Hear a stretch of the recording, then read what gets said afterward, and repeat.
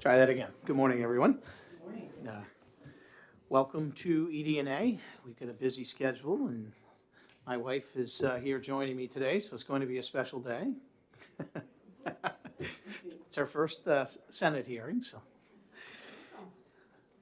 All right, we'll get right into it. We're going to open up the hearing on Senate Bill 212, and I will recognize Senator Altshuler when she is ready to introduce the bill. Good. So you're not quite ready? My aide is running across the street right now with all the paperwork. All right. 10 o'clock hearing. It's happening now. So we will. Literally running over. How long do you need? A couple of minutes? 2 minutes. All right. We're gonna go into recess for 2 to 3 minutes, and then we'll come back.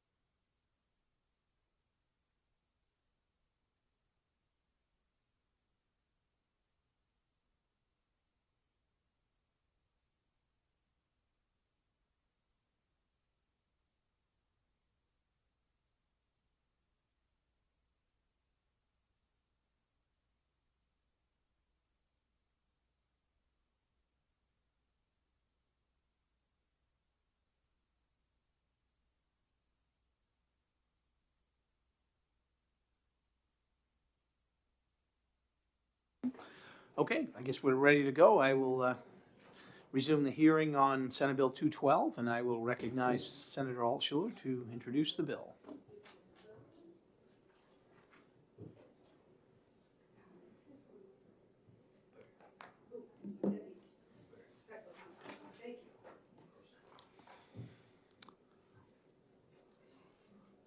When you're ready, Senator, the floor is yours. Good morning. Thank you very much, Mr. Chairman. For the record, my name is Senator Deborah Altshuler from District 24, and I am looking at my testimony and realized that I, for some reason or another, had this going to judiciary. Like, other than the time, we're doing great here. So, my apologies, Senator Pearl. We'll just correct that for the record as it comes around to you. I'd like to introduce Jessica. My last name is as difficult as yours. Yes, I can just. Yes. For the record, Jessica Kalapalides. I am the Enforcement Division Director at the Office of Professional Licensure and Certification. So we're going to tag team this here. Senate Bill 212 would fold the practitioners of massage, reflexology, structural integration, and Asian bodywork therapy into the community of currently licensed practitioners.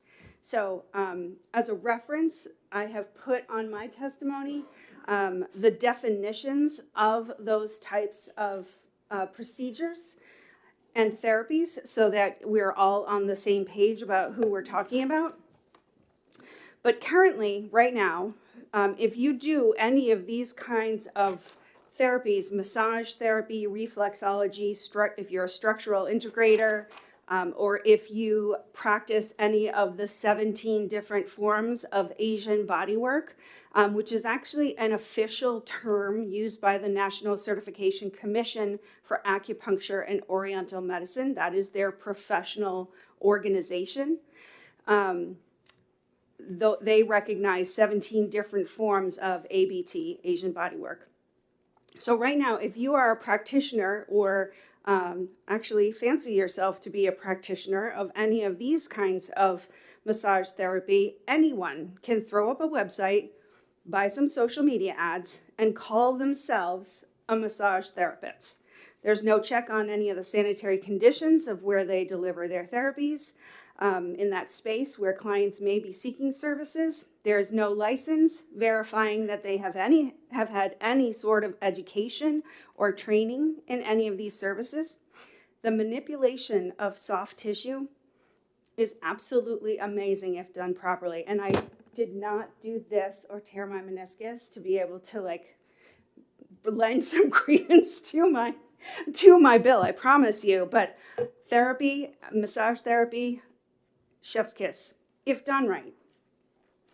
And done by a licensed practitioner who knows what they are doing.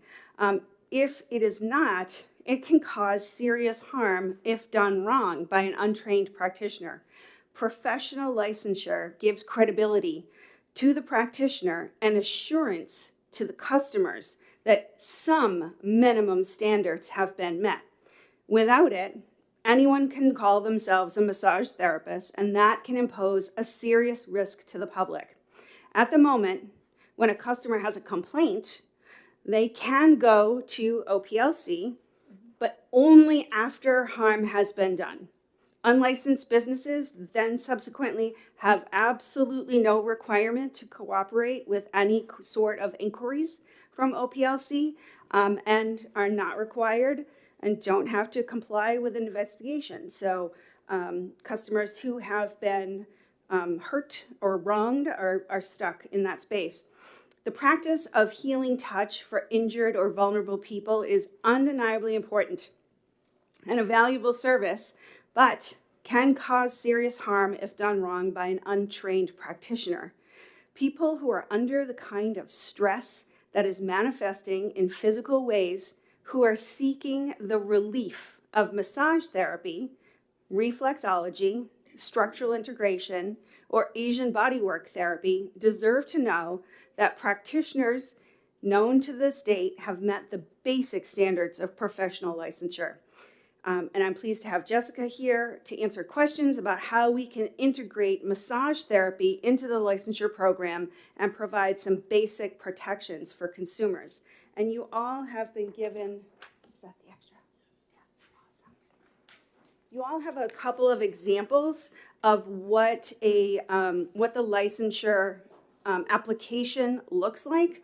One is for the Board of Barbering, Cosmetology, and Aesthetics, which does include, if you look on the right-hand side, manicurists, and pedicurists go together and they do massages.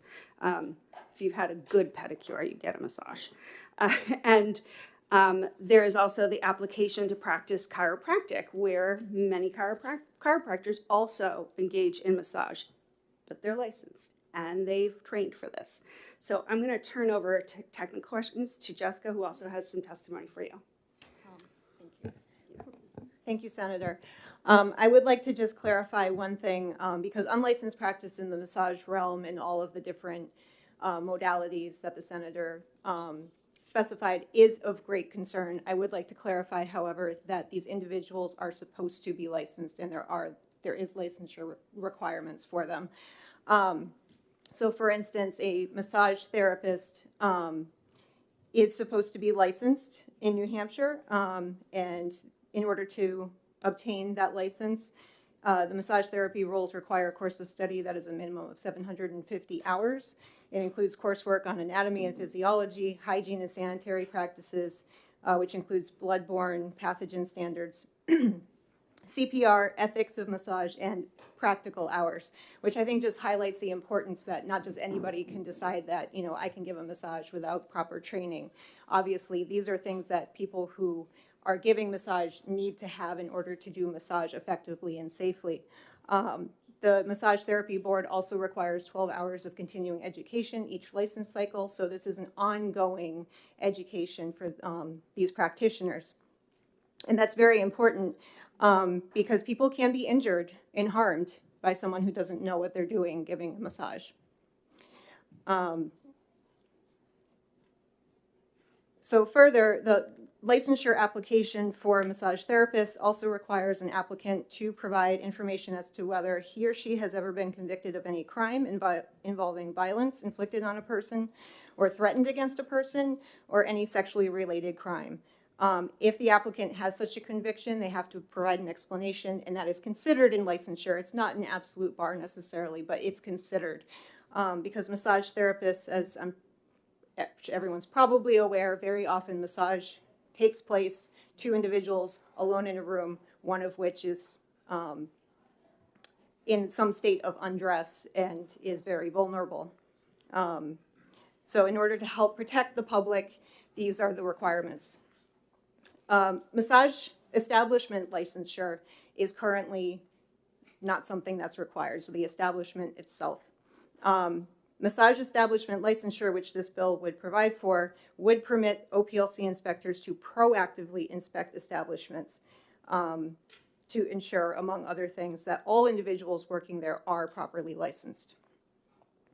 Currently, we can inspect as part of the investigation process, but as the senator said, that's after a complaint is filed, that's after the alleged harm has occurred, and our jurisdiction is somewhat limited. If we show up to a massage establishment, there's no requirement that they actually let us in or that they comply with our investigation or that they cooperate. This makes determining who the unlicensed individuals are very difficult. Very often complainants are able to give us a description of the individual, but not their name. And so there's very little we can do with that information. If there was massage establishment licensure required, an establishment that was not licensed, that would be a misdemeanor under this bill. And establishments that are licensed, that hire unlicensed people, we could certainly address that at the establishment licensure level. This is similar, as the senator pointed out, there's barbering and cosmetology and aesthetics. The structure would be similar. So in that realm, barbershops, cosmetology shops, aesthetic shops have to be licensed, as well as all the individuals within it. So for instance, we have had complaints of a barbershop. The inspectors went and found that while the shop itself was licensed, all the individuals in that shop were not licensed. They were working unlicensed. So we were able to bring that to the board. The board can take action on the shop licensure, effectively suspending it until they come into compliance to make sure that the public is protected.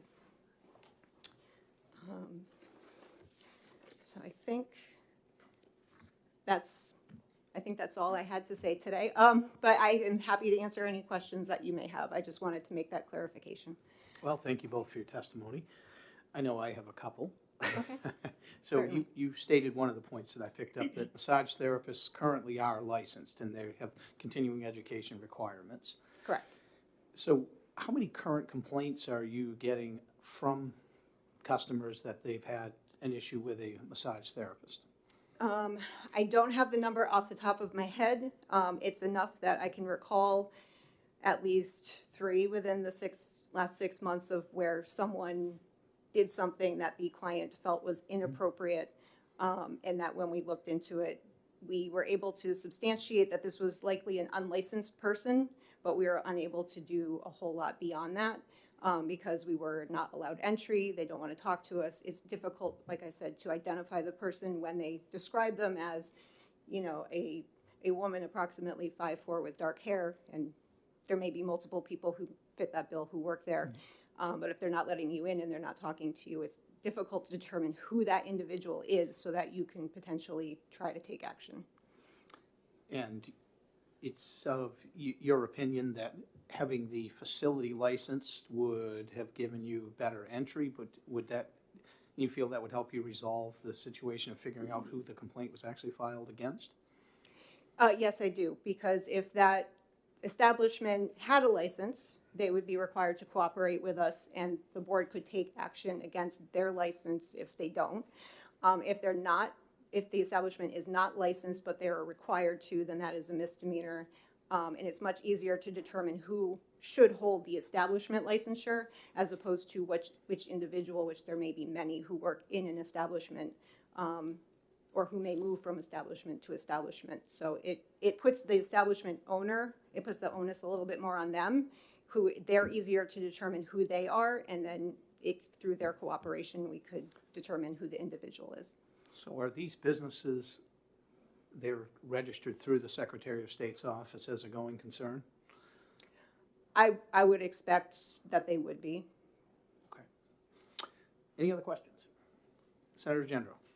Thank you, Mr. Chairman. I'll get the first really weird question out of the way. Does this cover nibble fish? No, I believe, are those, I'm being very, yeah, I mean, it's a is that, weird is question. that what they call the pedicure fish? Yeah, that, I believe, under the Board of Barbering, Cosmetology and Aesthetics, I believe that is not permitted under that board because that is more in line with a pedicure. Okay, but it is an Asian practice. It's not one of the 17. Yeah. I know what you're talking about now. It's not listed as one of those 17, but yeah. Okay. Yeah. So that was my weird question out of the way. Do you have a Second- follow-up? I do, well, I'm not, hoping it's not quite as weird. we got the first one out of the All way. right. Did you see that coming? Because I thought we were going in a bad direction there for a minute. I had the gavel ready. Take me away, right? So the second question or comment or observation is, and you've got these many mani-pedi shops. So they've got licensing for those. You walk in, you know that they're licensed, giving manicures, pedicures. What's going on in the back room? Usually waxing. Well, Okay. it depends. If they have the proper license, then they can do waxing. But one of the things our inspectors do look for, and I've gone out with them just to see what their day-to-day is like, and I was told that, you know, I would get the gold star if I found the illicit wax pot, because there very often is one, for shops that are not properly licensed to do waxing. But the mani-pedis, those are licensed under the Barbering, Cosmetology, and Aesthetics Board. And it depends on what type of licensure they hold. You know, that would dictate what's within their scope of services that they can provide. Our inspectors do look everywhere, including the back room. So if there's something of concern there, or there's, you know, that's where they saw them coming and that's where they stashed the dirty implements, that type of thing, they will find them. Okay, good. Thank you. Senator Carson. Good morning. We always like to surprise people in here with questions. We dealt with the fish. No more fish, A right? few years ago, and it was just, I hope you're going to one up that. I didn't even know that existed. I'll have the gavel ready. Yeah, We'll send you the I video. can't imagine someone doing that to themselves, but one of the things that Think you, about the fish. No. one of the things that, well, to be honest, I said, okay, why don't you come in? And at the time, I believe I was the only woman sitting on ED&A, and the gentleman thought this was a great idea, and I said, okay, bring them in, and we'll do this on them, and they changed their minds right away. So, but one of the questions I had, you had said something about someone who had engaged in something inappropriate. If that is the case, if someone has done something which someone would be could consider inappropriate, say someone who was a massage therapist who perhaps touched someone's private parts or something like that, wouldn't that fall under some sort of sexual assault and you would call the police? Then the police have the right of entry, and they would have the ability to go in and investigate rather than call OPLC and file a complaint. I mean, if you go into a beauty shop, they're required to prominently display their license along with a photo. Why wouldn't we require massage therapists, licensed massage therapists, to do the same thing? So a customer coming in would look and say, okay, this one's licensed, and they would know who's licensed and who's not licensed. Do you think that that would be a better solution? I think that certainly could be part of the solution. I would say that, yes, when you walk into a beauty shop, they have to have their licenses there. That's something our inspectors do look for, and the inspectors are there because there's shop licensure, which we can proactively inspect. So again, in this case, if there was establishment licensure and our inspectors went in, that's something they can check to make sure that, yes, everyone who works here has their license displayed with their picture. Members of the public may not know that that's even something that they should look for. And in terms of the sexual assault, that's absolutely a criminal act, and that's something that has, for the people that at least some of the people we've talked to, they have gone and filed a police report, and their perception was the police were unable or unwilling to, or not quick enough to take action. So in terms of trying to protect other people who may be going there, they reached out to us to see if we could do anything. If we come across anything illegal, obviously that's outside the administrative realm. Mm-hmm. So anytime anyone of our inspectors finds something that is illegal, first of all, I tell them if you feel unsafe in any way, leave, because it's not worth them taking the risk. But if they can document it, if they feel safe doing that, then we have the authority to refer to proper law enforcement, and we would do so and let them take it from there. Thank you, Mr. Chair. You might need to get the gavel ready. We've seen a similar bill like this a few years ago, and some of the information that we had received dealt with massage parlors not only having unlicensed individuals and unlicensed businesses, but the fact that they were, I guess you might say, some of them were kind of fly-by-night establishments that they would be in one place for a little while and then they would close shop and open up doing business in another place under a different name. And while they did provide massages, they also provided sexual services. And this was more a question for law enforcement at the time. So my question to you is, do you see that by not only requiring the licensure of the massage therapist, but the licensure of the facility would stop that type of activity? I do believe it would have an impact on that. Certainly, we're looking at this from the administrative realm, right? I mean, we are not law enforcement. But if we required establishment licensure, and every time that they picked up and moved, they had to get a new establishment licensure, that may be a burden that they don't want to do. We're not looking to get into law enforcement. And like I said, anytime any of our inspectors find anything illegal, we will refer it to the proper law enforcement authority, and they can take it from there. But yes, I am aware that there are certain massage establishments that there's a belief that there's illegal activity happening there, such as human trafficking, and that they do pick up and move, I think, in order to try to keep ahead of law enforcement. But we're not approaching it from that perspective. We're simply approaching this from the perspective of trying to ensure protection of the public and ensure that we are able to, like I was saying about unlicensed practice, that really is a true risk to public health, safety, and welfare, and we're trying to ensure that we can do our jobs to protect the public in the administrative realm. Yeah, and to answer, to point to where it is, to answer your question, on page 5, line 22, addresses some of the concerns we had a couple years ago by establishing an establishment licensure. So that's lines 22 to 36. The last question that I have, a lot of the massage therapists are I guess you might want to say independent contractors. They have their own business. So are you going to require that they get a license for themselves and then to have to get a license for their business if they're the sole proprietor? No, the bill does have an exemption for a sole proprietor or independent contractor.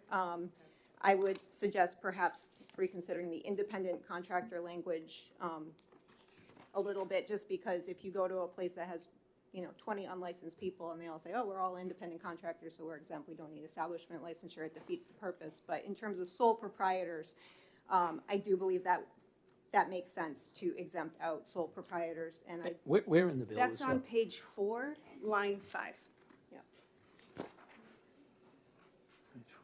Okay. right, I am aware there's, my personal massage therapist works out of her house and she's a sole proprietor, so she would be an example of someone who would be exempted out, Exempt. because she has no employees, it's just herself. Follow it? Oh, thank you. Turn your mic. So if this sole proprietor runs their own business, but they have, they've hired a company or some other entity to do their books and keep their appointments, would that be considered them having another employee? Are they hiring an employee, or are they contracting with the company to do a service? Either one. Well, if they're contract, so there are a lot of small businesses that will contract out to a payroll operator. Right. Right, okay. Those payroll operators are not employees of that company, they are a service provider. Okay. So just like they are like the people who also, drop off the cups at the bakery, they're a service provider, they bring things in. The They snowplow conduct guy. a service. What's that? The snowplow guy. Thank you. And Yes. I think the employees here may refer to other massage therapists. I think that clarification could certainly be made, so it's not Okay. somebody who's helping book appointments. It's actually hands-on therapists. Okay. Any further questions? Seeing none, we thank you both. Appreciate your Thank you. testimony. I have no one else signed up to speak. I have Pam Kiley from NHCA DSP, and I'm not quite sure what that stands for, but she's in favor of it. And anyone else that's wishing to speak on this before I close the hearing? Seeing none, we're going to close the hearing on Senate Bill 212.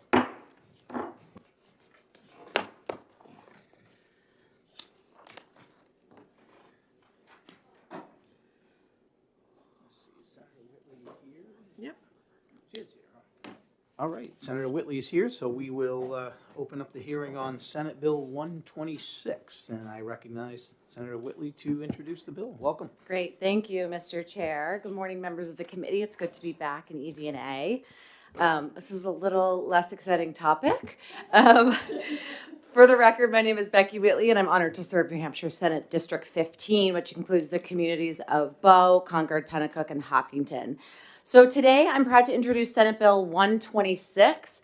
This is a simple bill to just allow broader access to treatment for residents housed within the New Hampshire Department of Corrections. So I'm sure committee members are really well aware that access to treatment right now, particularly access to mental health treatment, is limited for all Granite Staters. But I think compounded with the additional challenges in a correctional setting, the crisis for access to mental health care is particularly acute. So I introduced this bill at the request of the Department of Corrections, and I really want to commend them for their commitment to providing adequate treatment for their residents. So thank you. This is a very brief introduction. The Department of Corrections is here to, further elaborate on why this is really necessary. I'm happy to take any questions, and I ask for the committee's support of Senate Bill 126. Thank you, Senator. Any questions? Senator Carson. Thank you, Mr. Chair. Good morning, Senator. Good morning. I'm looking at the language, and it's the bold language beginning on line 16, where you describe what the out-of-state healthcare professionals need to have. Do you think that there should be language included in there that says that they have to be in good standing? I think that's a great suggestion. Okay. Thank you. Thank you for that question. Any further questions? Seeing none, thank you, Senator. Thank you. Next, we have Commissioner Helen Hayes from the New Hampshire Department of Corrections.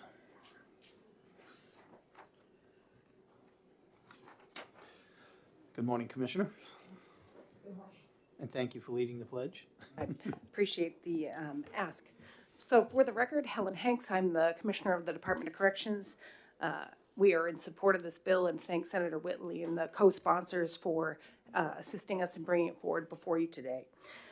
The Department of Corrections any Department of Corrections has a unique obligation under the 8th Amendment in that we have a constitutional requirement to provide health care in a broad sense.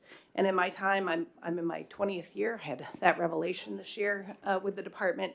We've had very unique situations where we've had to call on national experts in very specialized fields. And then pre and now post the pandemic, the complications of trying to hire and contract psychiatric providers and healthcare providers further compounds us. And so with the advent and increase in utilization of telehealth encounters, there's an opportunity to help us achieve our mission and our obligation under the 8th Amendment in a timely manner. And I appreciate Senator Carson's recommendation. Absolutely, we would only be asking for out-of-state providers whose licenses are in good standing. The department has carried a contract for our primary health care and psychiatric service. And so our current vendor is Wexford. Insert name, we will always have a vendor that provides that service. And they have a national footprint. We're really not able to tap into that national footprint in a time of vacancy because I do believe it is impractical to expect a nationally contracted vendor to get all of their providers licensed in each and every state in which they have a contract. And it is not our department's intent to supplant in-person services with, out-of-state contracted services, but to bridge both times of vacancy and then times of unique need. We have experienced very unique psychiatric cases in which we, especially during the times of really better understanding gender dysphoria and transgender issues, and then layering on criminogenic issues, and then the crime itself with the individual at the center of the question, and how to draw on national experts. This type of legislation allows us to do real-time encounters through telehealth now, rather than travel and planning and hoping that you get here in time while we're dealing with a crisis. And I listed in my testimony an area that I think is a lot less discussed is even delusional disorder. So you look at a person with delusional disorder, then you look at a person whose criminogenic history and trauma history further complicated. There are truly national corrections and forensic-based experts that we want to draw on. And again, this creates a narrow and appropriate pathway to do that. On the second page of my testimony, I just try to give an example nationally. When you look at, from the American Board of Psychiatry and Neurology, Nibblefish would be easier to say, 68,000 people are certified just in general psychiatry. And then you look down at the subspecialty of forensics, that's 2,675. Think about that number nationally. And those specialists are drawn on both on the judiciary side of the work in criminal justice and in the corrections environments. And so sharing those specialty providers and creating this pathway is really what's driving our request. And with that, I'll certainly stop and take any additional questions that the committee has to ask. Thank you, Commissioner. Oh, that's right. I guess one question I have with this, when residents of your facilities are there, would the option to have more telemedicine be easier on your facility and keeping these folks in-house rather than having to transport them perhaps to an off-site location to meet in person? Would that be fair to say that would be a benefit to you?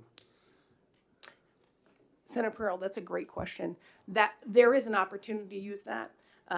I'll use Mass Eye and Ear as one primary example we see happen usually annually, and one case of that happening is complex in and of itself, where our corrections officers have to cross the border into Massachusetts, have no law enforcement authority, but have the authority to make sure we do not misplace a person, but yet provide them that unique specialty care. It's likely we would still have to do that initial first encounter with Mass Eye and Ear, but then this opportunity would allow us, through appropriate direct path through telehealth, to let follow-ups happen as clinically appropriate. And so my caveat is these would all have to be clinically appropriate, but that's a perfect example that helps us twofold: reduce bringing somebody out of a correctional institution, the stressors on staffing resources already, but also help our partner Mass Eye and Ear not have to, wedge in an opportunity for us to be down there, but to create a real-time, again, follow-up opportunity. So I think there are going to be those opportunities as well.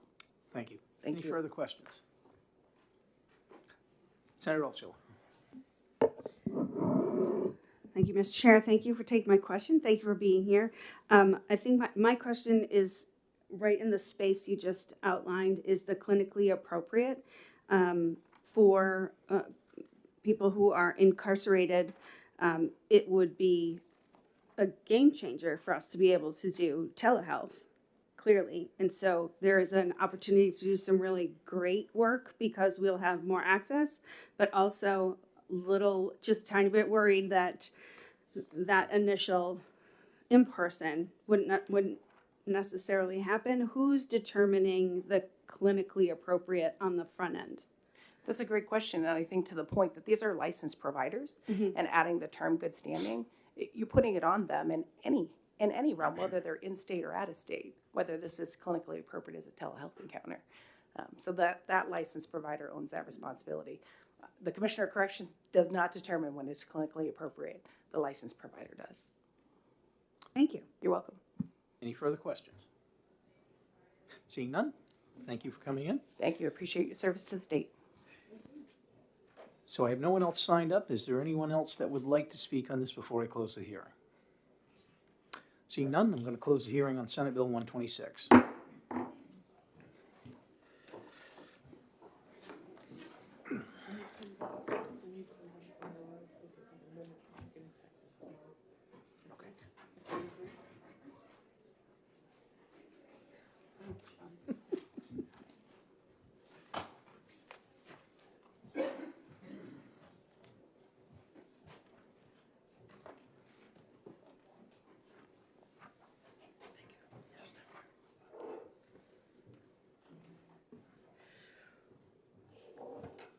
We're going to go ahead and open the public hearing on Senate Bill 211 FN and recognize the prime sponsor, our chairman, Senator Pearl.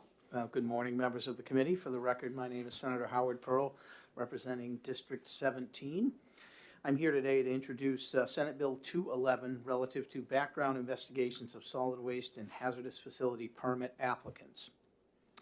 So the original bill that we filed had some concerns raised about language where we were requiring background checks on members who were prime investors. So I've worked with Director Wimsatt from DES, and we've crafted an amendment, excuse me, which is you should all have. It's Amendment 2023-0524S. And what this amendment does is it replaces the entire bill, and it removes some of the onerous regulations or requirements that we felt that the original bill had as it came to members of the public who could be just simply shareholders who happen to have greater than a 10% share in a publicly traded solid waste facility company. So I'm going to let Director Wimsatt really speak to the details of what we've changed in this, because he's way better at it than I am, quite frankly, and he has a much better working knowledge. But that's the overall change that we've made within the amendment. So I will take any questions if you have them simply, and I'll ask you to direct the real technical ones to Director Wimsatt. Thank you very much for your testimony this morning, Senator. Are there any questions? Senator Gendra. Thank you, and thank you, Chairman. One question. As far as the hazardous waste, what do you find is probably the most violated in the state of New Hampshire as far as the hazardous waste? Boy, that's going to be a technical question I'm going to have you put to the director. Okay. I do serve on the solid waste working group, and certainly PFAs are probably the hot topic right now, but I think I will let the director speak to that. He has probably better working knowledge on that than I do. Okay. Thank you. Are there any further questions? Okay. Seeing none, thank you very much for your Thank you. testimony. The chair will call Mike Wimsatt.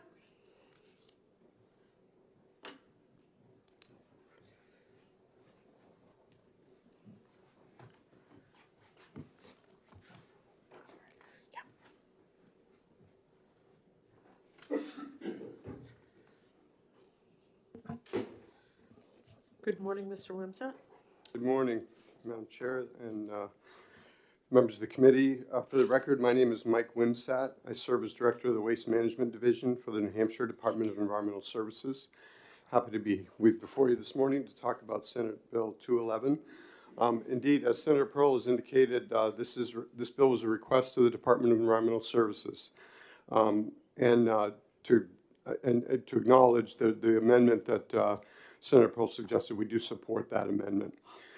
So just to provide a little background, since the 1980s, since we began really our current permit system for both hazardous and solid waste facilities, we've been required that solid waste and hazardous waste permit applicants basically are subject to a performance history review as part of their application. They have to submit information about that.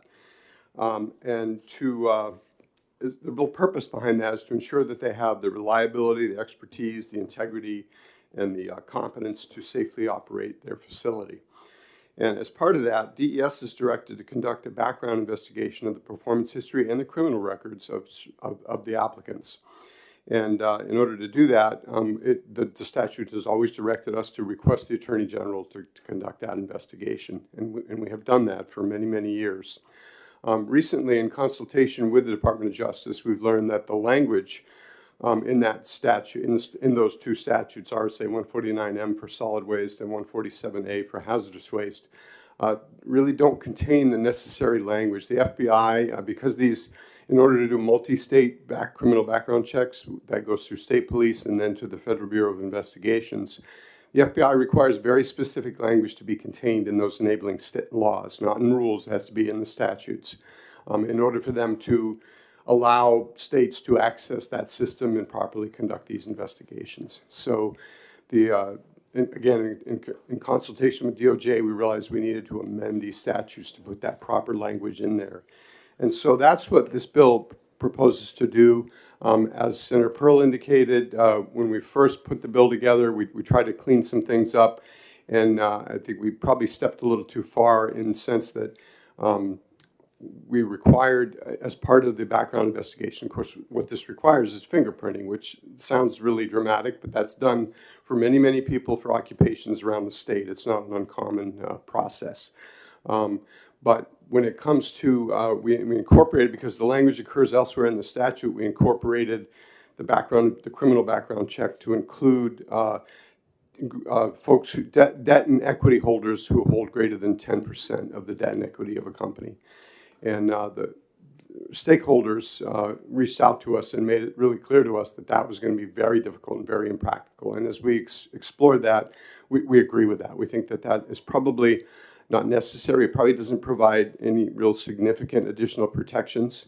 And really the background checks that would be conducted, so we've amended the bill to remove that reference, that addition, and basically it more closely aligns with what the original statute says, only it has the necessary information and procedures that will allow us to conduct these multi-state checks through the FBI.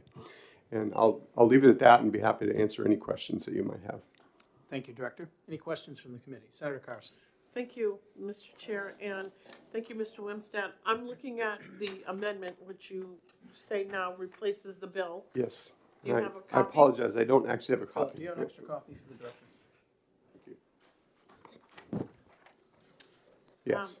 I'm looking on page 2, section 3, beginning on line 19, the Roman 3A, where it goes down to say history of the applicant and officers, directors, partners, and individuals or entities having managerial, supervisor, substantial decision-making authority.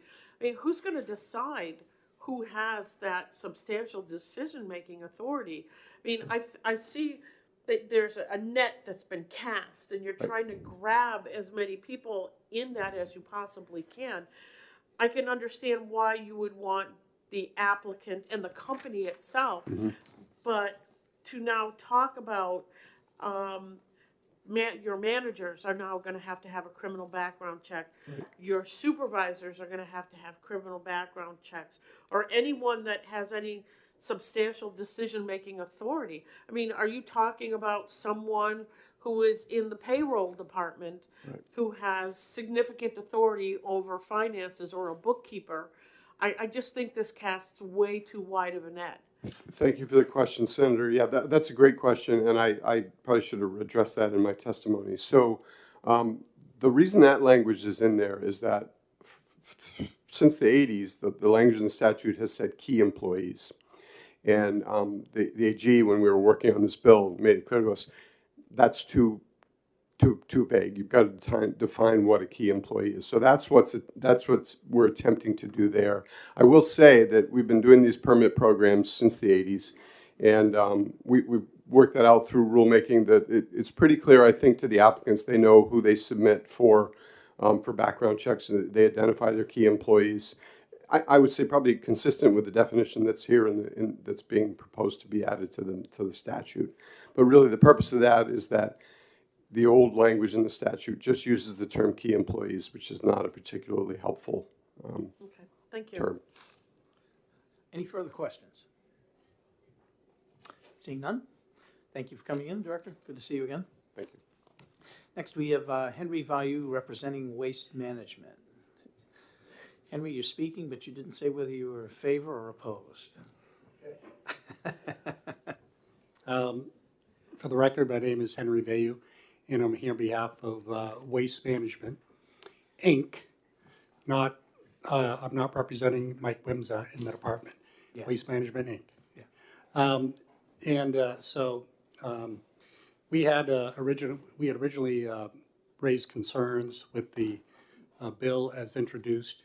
Waste Management is a publicly traded company. While not one entity has 10% or more interest in the company now, an investment outfit like BlackRock could easily take on 10% or more. And obviously the challenge of getting background checks from all those folks would be difficult. So we're happy that the investors are taken out of the bill. With regards to the key employees, we're glad there's a little more definition in here. To your question, Senator Carson, we would hope the department would take a conservative approach and not cast too wide a net because the time frame to turn all that around and get the permit approved with all the other stuff that's already required, would add substantial amount of work and time. So we would hope they take a conservative approach in that regard. But if the committee is going to move forward with the bill, we would urge you move forward with the amendment. Thank you. Any questions? Seeing none, we appreciate your testimony. That's all the folks I have signed up. Anybody else that would like to testify on Senate Bill 211? Seeing none, I'm going to close the hearing.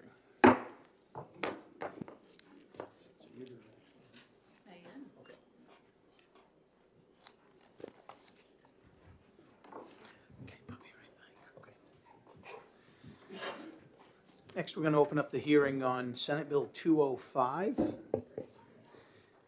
And pinch hitting for Senator D is Senator Perkins Quokka, because Senator D is not available today. So Yes, we good appreciate morning. that. Welcome. Thank you very much. Good morning, Mr. Chair and members of the committee. For the record, I am Senator Rebecca Perkins Quokka, representing District 21, the city of Portsmouth, and several surrounding communities. And I am more than happy to be representing Senator D today. I'm here today to introduce SB 205FN, an act relative to the cost of living adjustment in the state retirement system. This bill grants a cost of living adjustment to retirees who have been retired for at least 60 months. The total actuarial cost of the supplemental allowance is funded by retirement system funds.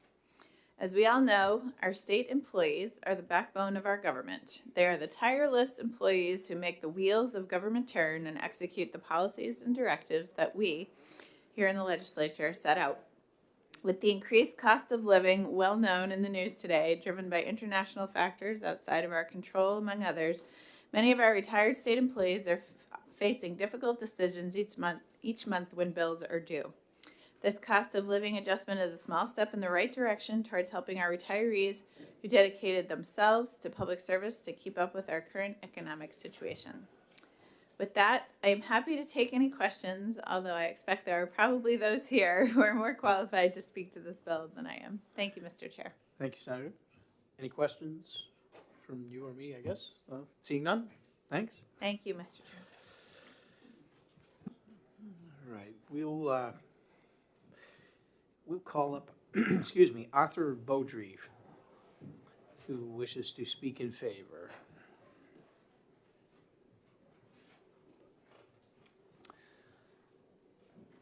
Good morning, Mr. Beaudry. Please introduce Thank you, yourself Mr. and who Chairman. you represent. My name is Arthur Beaudry. I represent the New Hampshire State Permanent Firefighters Retirement Association. I am a retired captain from the Manchester Fire Department and a past trustee of the New Hampshire Retirement System for 13 years. I am here today in support of Senate Bill 205, which would grant a 1.5% COLA to retirees who have been retired for at least 60 months prior to or on July 1, 2023. For those of you who may not know the history of granting COLAs, here's a little background. Prior to the establishment of the special account in 1983, the fund to fund cost of living adjustments, the cost of living COLAs were granted by the legislature and funded through the general fund from 1967 to 1983. From 1983 to 2012, annual COLAs were granted based on the availability to fund them through the special account. The COLA amounts range from 1 to 5% based on the CPIU funds available and the funds available in the members' group account. From 2007 to 2012, when the legislature eliminated the special account, $637 million earmarked for cost of living increases was transferred from the special account to the corpus of the fund. The elimination of the special account and the transfer of $637 million from the special account to the corpus of the fund have precluded any further COLAs from being granted to the New Hampshire Retirement System retirees unless enabling legislation is enacted. Retirees have received one COLA since 2010. It was a 1.5% COLA increase based on the member's retirement, capped at $50,000. May I remind you that Group 2 police and firefighters don't receive Social Security. The New Hampshire Retirement System pension is their primary source of income. Approximately 95% of New Hampshire Retirement System retirees receive less than $50,000. Over the last decade, the cost of living based on the CPIU has gone up by 29.33%, while COLAs granted to New Hampshire Retirement System retirees over the same time period was 1.5%. Very simple math will show you that in a matter of time, without COLA adjustment, pensioners will be forced to some kind of social services because their pensions will be devoured by inflation. There's a report developed by NASRA on the cost of living adjustments that show how inflation impacts the purchasing power. A $25,000 pension falls to $16,690, 67% of its original value over a 20-year period with no cost of living adjustments based on a 2% inflation factor. The NASRA brief also shows that New Hampshire is an anomaly. Most states provide retirees with a cost of living adjustment.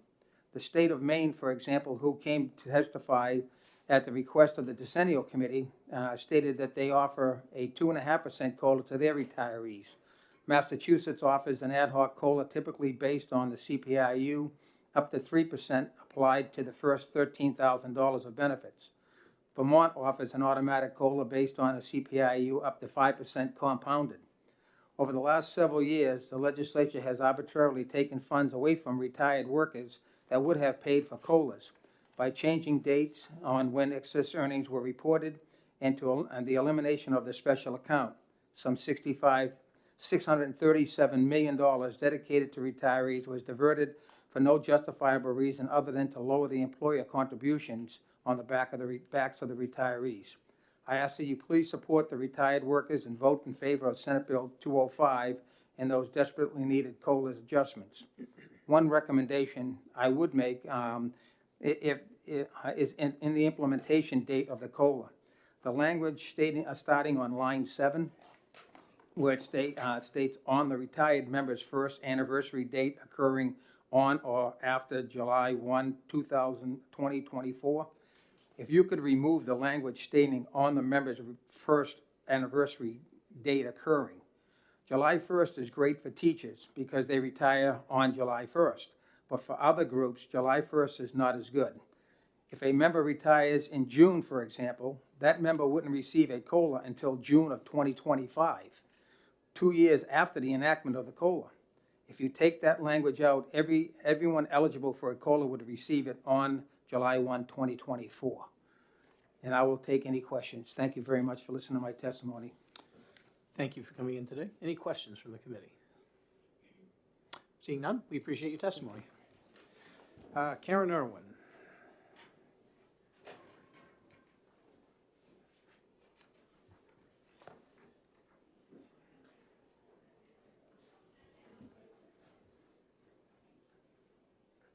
Good morning. I see you wishing to speak in favor. Yes, I'm speaking in favor of the Senate Bill 205, and I hope that the committee joins me. My name is Karen Irwin, and I'm representing myself. I testified in favor of House Bill 1535 that went through last year, and it was a stipend bill. So a lot of this information is kind of similar, but one thing I liked about that bill is that it had a minimum of $500, so everybody got $500.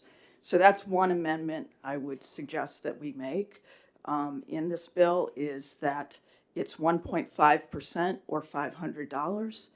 And so anybody that's earning less than $33,500 would get $500 versus my mom is the benefactor of retirement at $6,000 a year. And so that's $90, in a year, and it's not a lot of money, but the one thing it didn't do is add to the base, and that's a key component of this bill.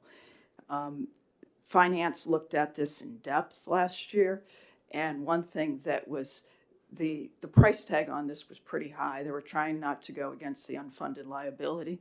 I kind of came up with an idea of raising some funds from the state and coming up with the first 4 years of money, adding interest to that and taking a percentage of the fund to keep this going.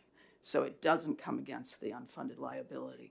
And there was some language that I didn't submit it in my letter that I have before you, but there was some language I submitted with them last year that kind of proves out I think we could do that. One thing that I want you to realize is that state employees like myself, I'm a retired state employee, 34 years in, and I just retired this past year. My individual account is over $300,000. So all payments, including COLA payments, that come out of that money first.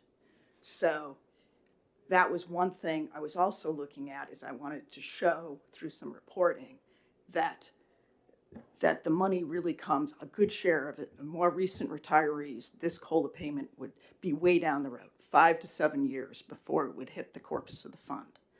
So that's another thing that's not drawing against this. So I'm hoping that we look at that, look at funding it a little differently, but that we fund it. And and at least come up with the minimum. So my mom was pretty happy when she saw the $500, in her account for last year. But prior to that, as the previous test, we haven't been getting COLAs regularly. And we should establish, like we had before, some sort of COLA fund for this purpose. And at least we can fund it when we can, and we can track it in a meaningful way. So, it is important that we get, with all these inflation factors, everybody's, the utilities went up 112% for people. There's a lot of factors that make people go to social services when they have to. And so adding that kind of base, that $500 to people on the lower end, the average retirement is $20,000. So we're still not looking at a pile of money here. I mean, it's because they look at it for 20 years or whatever, they estimate it for 20 years, that number gets really big. So I'm hoping we get to reestablish, and it would be minor changes in the way the language is today. Everybody that is contributing as a regular employee, like I was, gets interest on their account. So there's language out there that tags the interest to those accounts and those contributions. And it kind of letting employees, get a living increase that, in a lot of cases won't impact the corpus of the fund, if they're recent retirees within 7 years. So that's their higher numbers anyhow. That's the people that are in the 50,000 range, or, first 50,000. And if they have a lot of years, and it's all relative. So if you only have 10 or 20 years in, you're not getting a big retirement. If you've got a lot of years like me, my husband, we have a bigger retirement because of our earnings and whatnot. So I hope you support this or find a way to finance this. And I'd be happy to send you the draft language I had come up with last year, if that would be helpful. Well, thank you. Any questions? All right, well, certainly feel free to send the committee any language you'd like. We're always willing to look at it. And, I the think finance end of it obviously is going to be decided in finance, not here. Yeah, I did mistakenly send you the wrong attachment this morning, but I will send this letter back out to you electronically, even though I handed it to you. Great. And I'll send that as well, Thank because it's great that you're willing to look at that. So thank you. We appreciate you coming in. Yep. Sandra, having trouble with the last name, sorry. Is Sandra here? There she is. Can't quite read the last name, I'm sorry. Glasses on too. Thank you, Chairman Pearl and members of the Senate ED&A Committee. My name is Sandra Amlaw. I am a retired educator from Pelham, but I also represent the New Hampshire Retired Education Association. And I'd just like to speak in favor of Senate Bill 205. Even after a lifetime of hard work and service to New Hampshire students, the ever-increased cost of health care, prescription drugs, utilities, daily essentials, and groceries make it leave many retirees with inadequate resources when they are most vulnerable. Senate Bill 205 will help to ensure the retirees can continue to count on the purchasing power they earn during their careers and provide much-needed relief. Moreover, it should be noted that the resources associated with this legislation will likely remain in New Hampshire and be spent in the very same communities where retirees spent their careers and where they still live. Thank you once again for the opportunity to testify, and I will be happy to answer any questions. Thank you for I coming don't in. have the history that Art had. Sure. Any questions? Seeing none, we thank you for coming in. Thank you. Brian Rill from the Professional Firefighters. Some of these acronyms I'm getting to know. You see us enough, I guess that's fair. Right. Good morning, Chairman Pearl, honorable members of the committee. My name is Brian Rill. For the record, I represent the Professional Firefighters of New Hampshire, which is an organization that represents 41 local unions in the state at approximately 2,000 firefighters, including over 500 retirees. I'm also a fire captain for the City of Portsmouth Fire Department. I'd like to just keep my remarks brief this morning and not repeat what has already been said. One of the things that I'd like to say about our retirees is we need to continue to consider the ability that our retirees and the role that our retirees have in our communities and increasing the financial growth for the state of New Hampshire. In 2020, the National Institute of Retirement Security determined that state and local pensions paid nearly $850 million in pension benefits in New Hampshire. And our retiree expenditures represented approximately $1.4 billion in total economic output.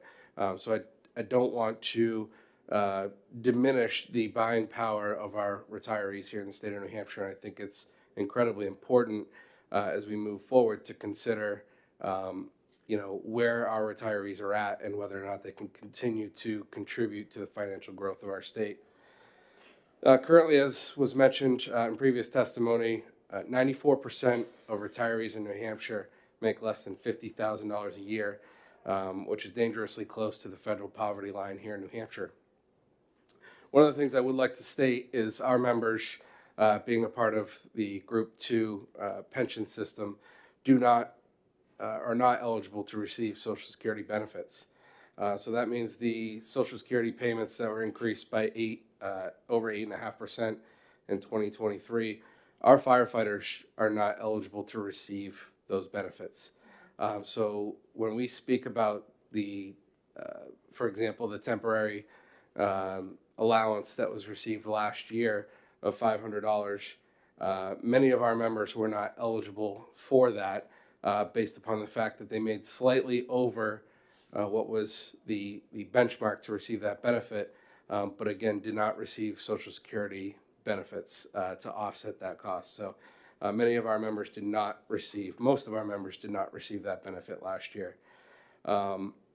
We need to look at where our inflation is here in the state of New Hampshire and federally when we talk about our retirees and providing them a COLA. Over the last 20 years, Bureau of Labor Statistics surpassed 52% inflation, while retired firefighters in New Hampshire received just 13.5% in cost of living adjustments. This is not sustainable for our members. We're putting these folks who put their lives on the line and performed a career in public service protecting our communities in a dangerous position here and not providing them the ability to live a dignified retirement. I think that we really need to consider what this looks like for the long term in New Hampshire and try and work towards funding a cost of living adjustment and not simply a temporary service allowance. So with that, I would entertain any questions. I would thank you for your time and hearing my testimony this morning. Thank you for your testimony. Any questions? Seeing none? Thank you. Appreciate it. Rich Goulia from SEA.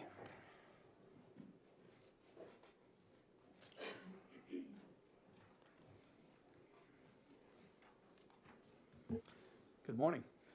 Morning, sir. I'll try to be brief because some of the things that I prepared have already been stated, and I do have some written testimony that I'll hand out after.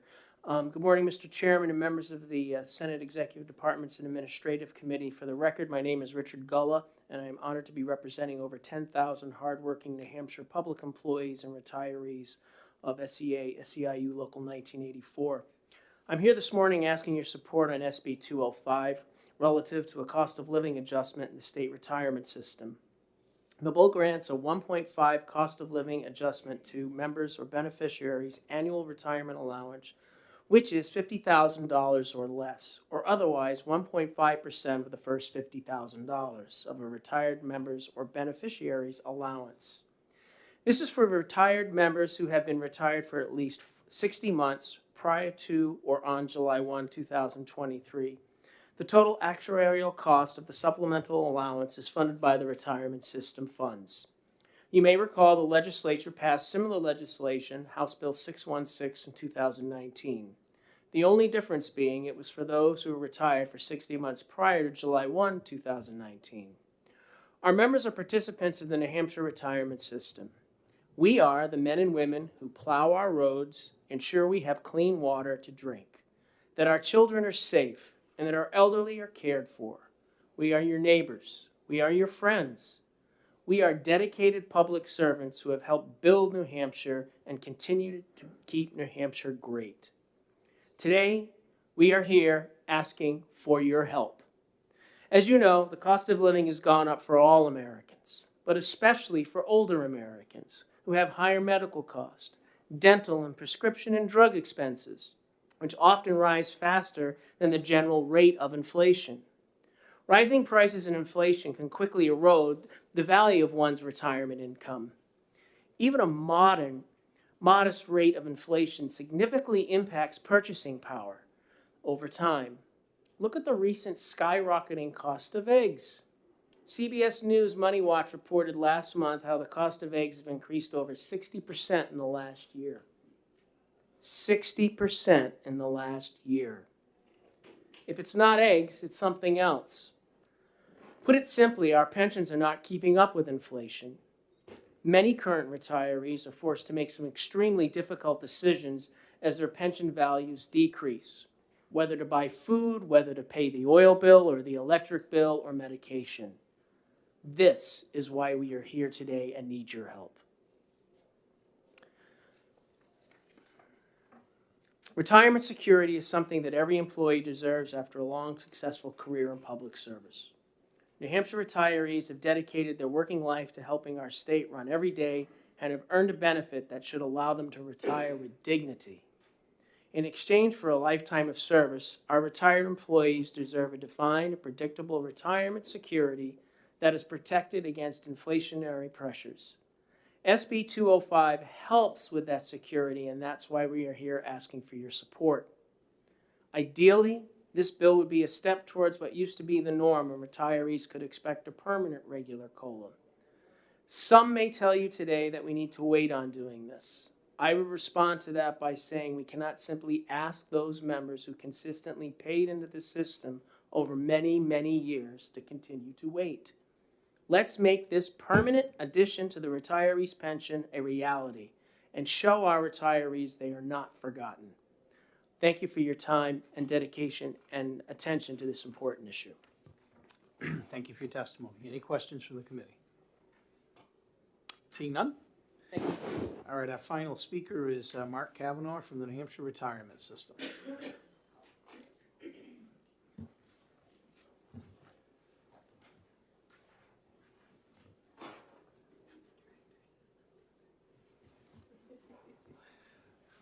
Good morning. Good morning. My name is Mark Kavanaugh. I'm Associate Counsel and Compliance Officer with the New Hampshire Retirement System, pinching in for Marty Carlin, who's across the street. We have a bill brief. The fiscal note didn't get there in time. I sent it over yesterday. It'll be coming forward, but this has the numbers we got from the actuaries yesterday. And on the back, you can see the history of past COLAs and temporary supplemental allowances. Our actuaries have estimated that this bill would add $119.3 million to the underfunding. Or to put it another way, if you were to terminally fund the benefit, that's how much you'd have to come up with up front. In terms of its impact on employer rates, it's determined that for fiscal year 26, which is the first year for which we can adjust rates because 24 and 25 have already been set, it would increase $2.13 million for the state and $8.76 million for political subdivisions. And there would be a long-term effect on contributions, 1% to 3% range permanently going forward. With that, I'm willing to take any questions or fill in any background. Thank you for your testimony. I just want to make sure I got the number right. $119.3 million is the estimated fiscal impact? That would be the increase in the underfunding that, as presently drafted, would be paid over time through increases in contribution rates. Okay, thank you. Any other questions from the committee? Seeing none, thank you for your testimony. Thank you. We do have one more person on an additional sheet, Brian Hawkins from the NEA New Hampshire.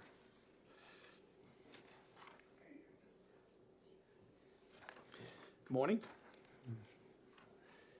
Good morning, Mr. Chairman. Won't take up too much more time being the last speaker. Keep you on track. For the record, Brian Hawkins representing NEA New Hampshire. We represent over 17,000 members across the state, most of whom work in our K-12 public schools. And this is an important issue, and I want to thank Senator D'Alessandro for bring this bill forward. Also want to thank the members of the committee who have been here in the past and supported not just the cost of the 1.5 that was mentioned before, but also the supplemental allowances that were passed too. Even though those didn't go to base, those were, some important relief for people who, as has been stated before, struggling with increasing costs. I wanted to just bring a specific background on the teacher group.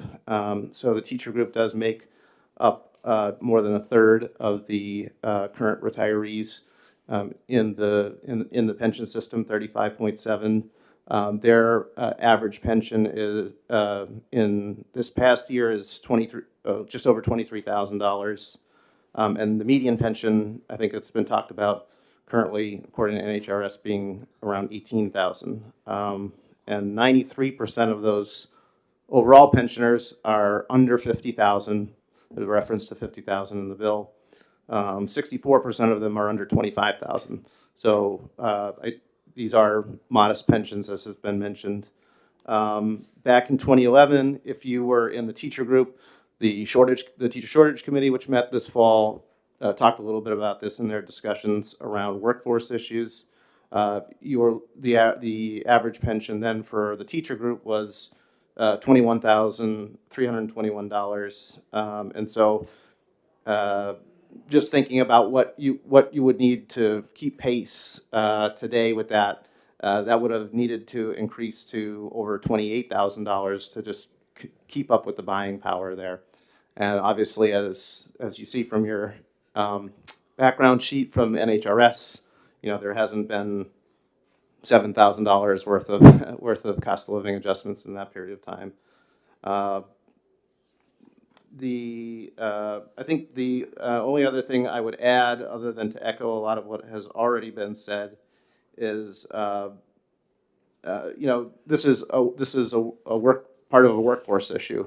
We're competing with states around us that do put cost of living adjustments built in as part of their retirement systems, and so I think this is important to do. When the Decennial Commission met back in 2017, they looked at other states. I think Mr. Reel alluded to this. I think it might have been Mr. Beaudry. Many, if not a majority of states, have at least either an automatic or some kind of automatic trigger with respect to inflation and COLAs. So we're competing with those states who have that benefit package as part of their pensions. We would not be an outlier in doing this. So just for the benefit of the committee as you debate this policy and discuss this policy going forward. So with that, I'll close and happy to take any questions. Thank you for your testimony. Any questions? Senator Gendro.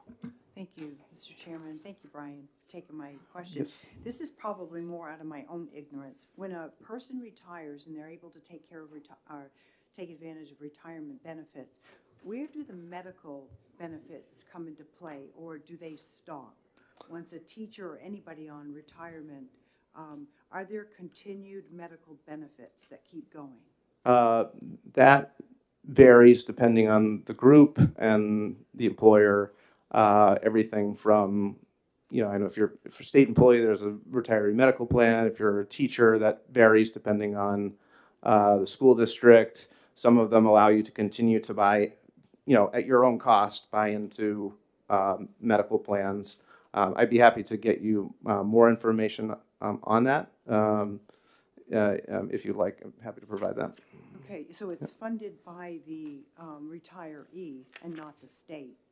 Is that what you... For the with the teacher group, with teachers, yes. Okay. For the most part, yes. Okay. Yeah. All right. Thank you.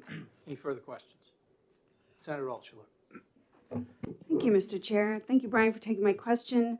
With respect to the states that we are competing against who have automatic COLAs already in statute, are they our like bordering neighbors, or what does it look like in the Northeast? Some of whom are, yes. Maine was already alluded to. Massachusetts is a little different overall, but I believe they have one built in, and I want to say Vermont is somewhere in between ad hoc and automatic, but I'd have to go back and check on that. Any further questions? Seeing none, thank you for your testimony. Appreciate your time. Thank you. Have two more sign-ins in favor. Cullen Tiernan from SEIU 1984, and Elizabeth Sargent representing the New Hampshire Association of Chiefs of Police. I'll get that out. Any further people that want to testify before I close the hearing? Seeing none, we'll close the hearing on Senate Bill 205.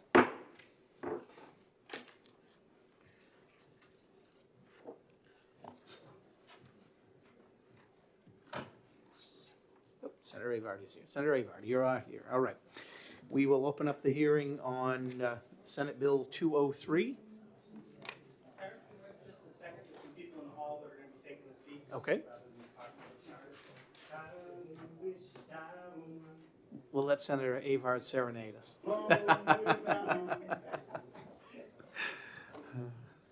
We will be homeward bound just soon as we finish. Yeah. Actually, I got some more here. Yeah, we got energy this afternoon. So. Oh, wow. Sure.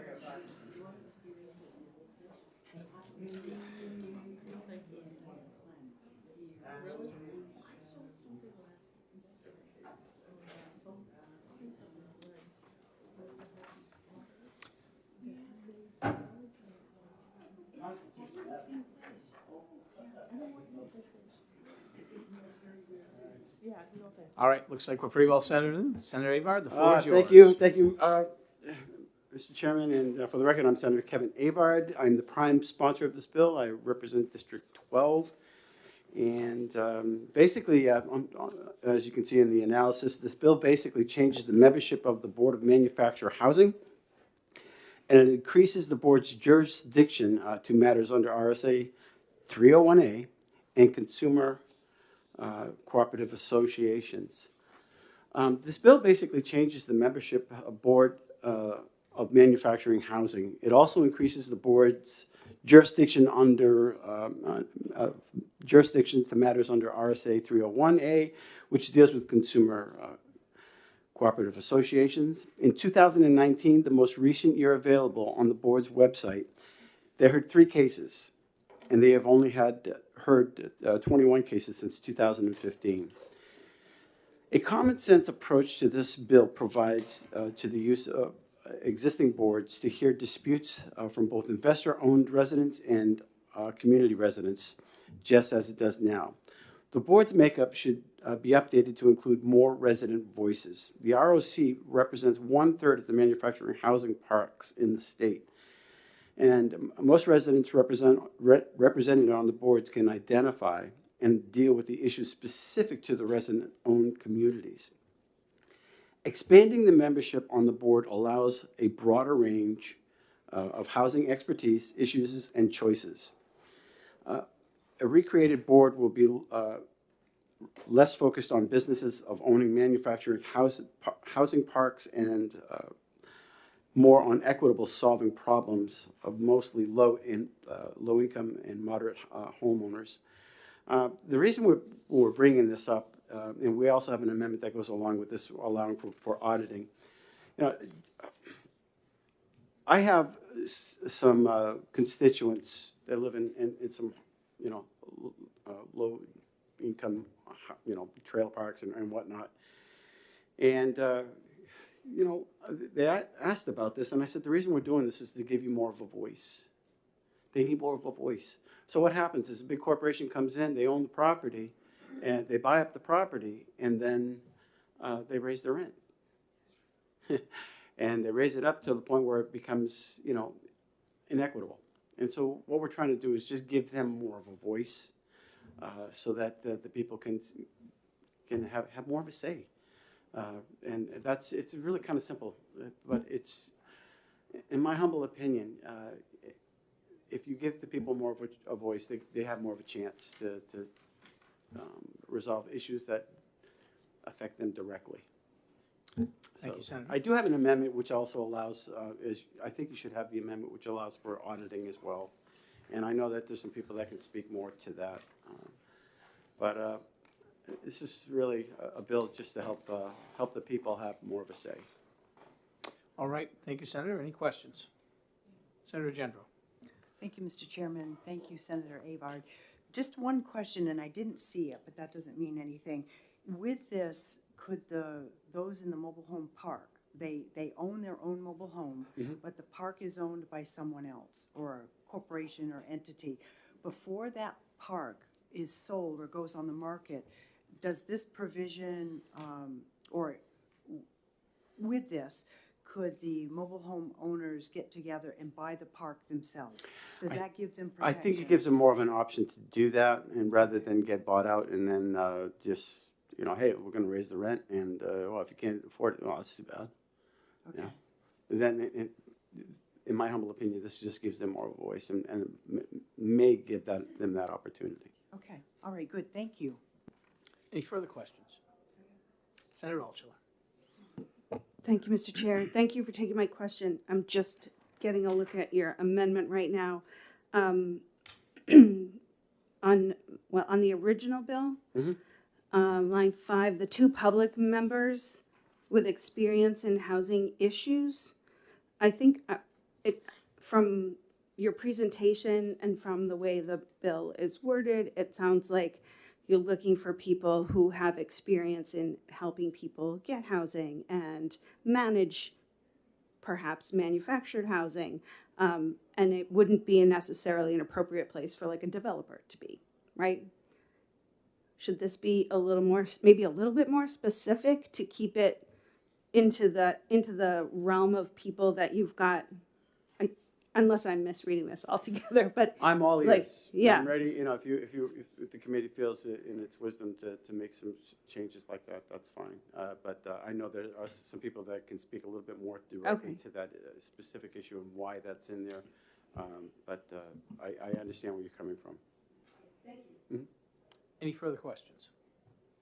Seeing none, thank you, Senator. Thank you, folks. Now back to HHS. Fun. And I'll see you this afternoon. All right, yeah. Take care. All right, next we'll have Julie Smith representing herself. Good morning, committee. Julie Smith from Nashua here. I support SB 203. I live in a manufactured home community, and it is not a co-op. The seller of my home was the park itself, resulting from the deceased previous owner's son's delinquency, and the park manager at the time was a real realtor. Through our emails, phone calls, and in-person dialogues, I learned things about him that any observant person would pick up on. He was pleasant for the most part, and he had been employed by the park's owner for quite some time. He also made a point of saying that he embraced fiscal responsibility and the importance of good relationships with the residents after they move in and for years to come. Given the things that he disclosed about himself, such as his estimated age and lot in life, I knew he wouldn't be there forever, but I wasn't expecting his retirement so soon. And his office manager also retired at about the same time. Since the turnover in the park management personnel, relations with the new guard have become very unpleasant. We pay park rent to the park, and it is not unreasonable to have certain expectations as residents in good standing. They work for us. While it's not law on the books for the management staff to be polite to the residents, answer the phone on the first ring, adhere to office hours, respond to maintenance emergencies in a timely fashion, etc., I often wonder what we are getting in return for our monthly rent, which was recently raised by almost 10%. Snow removal on their terms, trash pickup that's unreliable and inconsistent, sewer and water.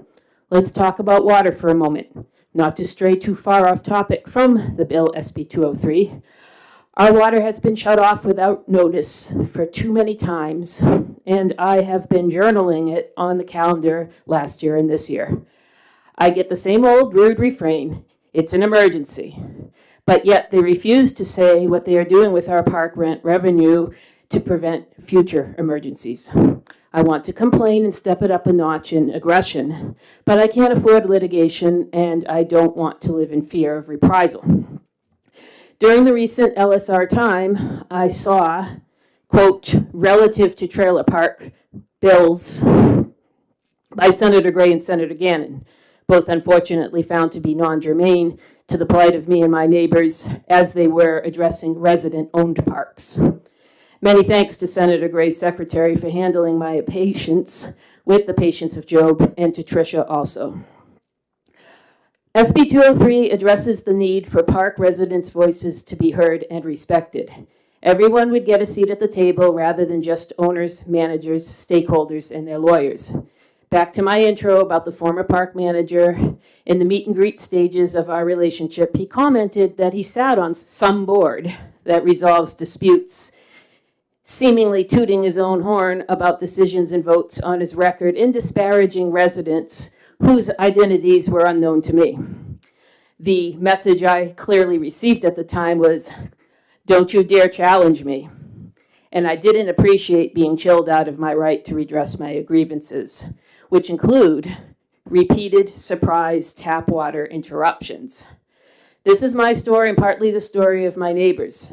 And I'm not promoting this bill exclusively for my own self-interest. If multiple interested residents want membership on this board, I would certainly rally behind the one who would best represent the interests of all residents. This bill should also help curb the known practice of presenting residents who have legitimate complaints as lunatics or serial problem customers in the current framework.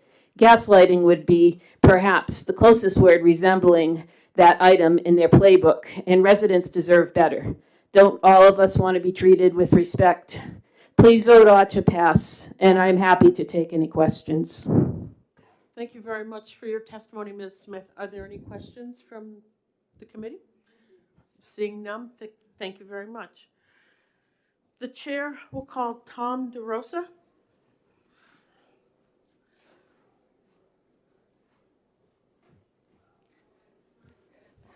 Good morning. For the record, Tom DeRosa here on behalf of Housing Action New Hampshire. We are a statewide coalition of 80 businesses and organizations united around affordable housing policy. I just want to make two quick points. The first being we want to recognize the critical role that manufactured housing plays in the affordable housing stock in the state, and then to also say that we would be pleased to be a part of the updated manufactured housing board.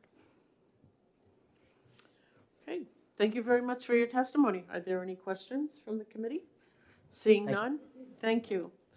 I see that we have two individuals from the New Hampshire Community Loan Fund. Would you like to come up together? That's the Honorable Tara Reardon and Elise McManus.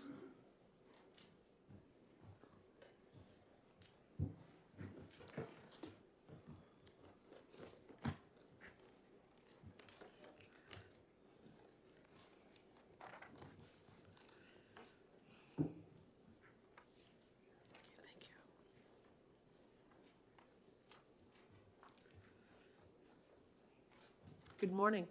Good morning. Thank you, and good morning, Madam Chair. My name is Tara Reardon. I have worked for the New Hampshire Community Loan Fund for 10 years, and our mission is to, as a community loan fund, to provide capital to people who would otherwise be left out of the economy, and that includes residents of manufactured housing parks, which are 75% of the residents of those communities are low to moderate income. And I listened during the last hearing about the wages and the pensions that our retired state workers and firefighters and police officers live on. And that is, in fact, the people that we work with every day. And as Tom just said, ROCs are a really important piece of the New Hampshire affordable housing solution, and they've been around for just about 40 years now. They are not-for-profit organizations. They are not nonprofits. They still pay property taxes.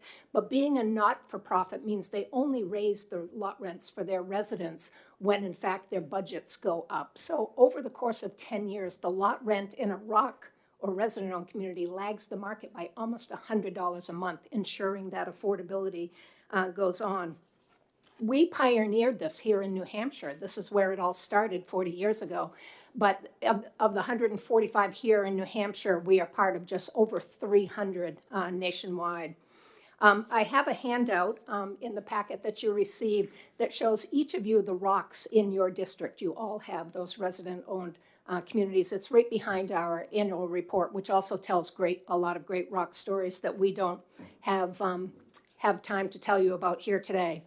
So in the vast majority of 145 rocks with almost 9,000 households, things go pretty smoothly because they operate in accordance with their bylaws and their rules, which they adopt themselves, set and adopt themselves. Unfortunately, there's people involved, and sometimes it doesn't go that smoothly. And last year, in fact, Senator French with SB 324 tried to create a dispute resolution mechanism, and he had painted with a pretty broad brush, tried to do that for homeowners associations, condos, and manufactured housing. It didn't work. Those are very different organizations with different needs.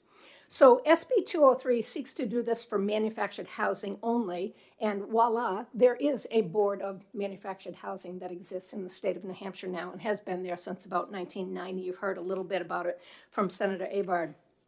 I also shared with you in the packet of information their website that says they're there to resolve disputes, and it goes through their process and mechanism to make that happen. Over the last couple of years in the Senate, we've heard from lots of residents about what their disputes are, and that is why the amendment amends the jurisdiction of that manufactured housing board to add 4 more sections of 301A about holding meetings, noticing meetings, transparency of meeting, lots of the issues that we find, and expulsion, which is really important when you are a member of a cooperative, and that's one of the processes in there, that it be followed properly.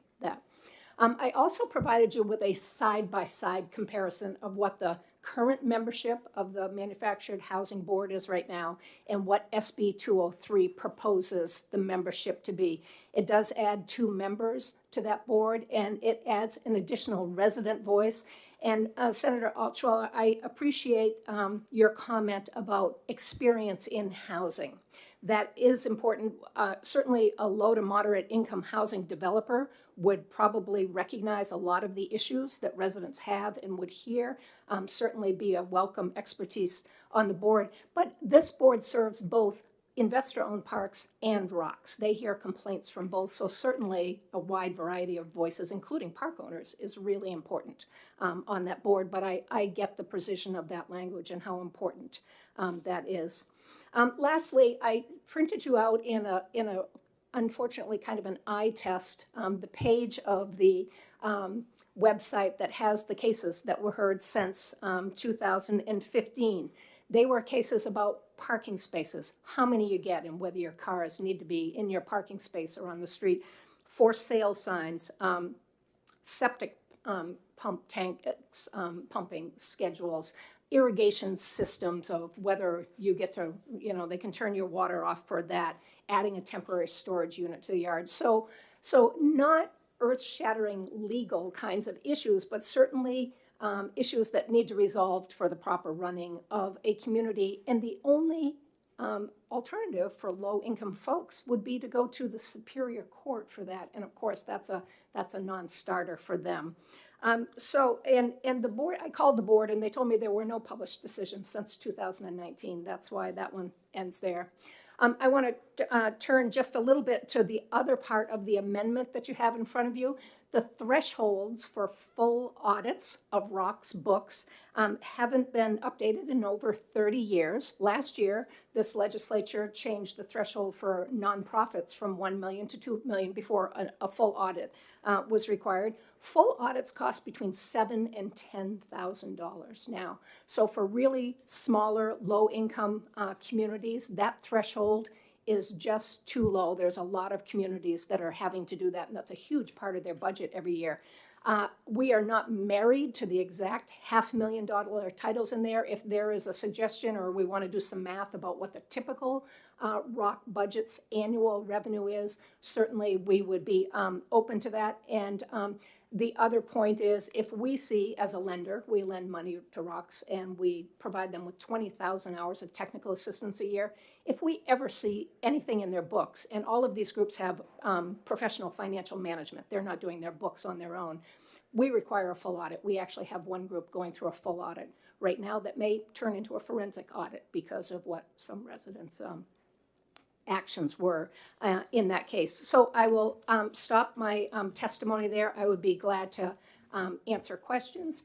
In the event that the governor's reorganization of OPLC affects this, we think regardless of whether it's a part of OPLC or not, this is a really important avenue for low-income residents to have this. So we'd want to recreate it some other way.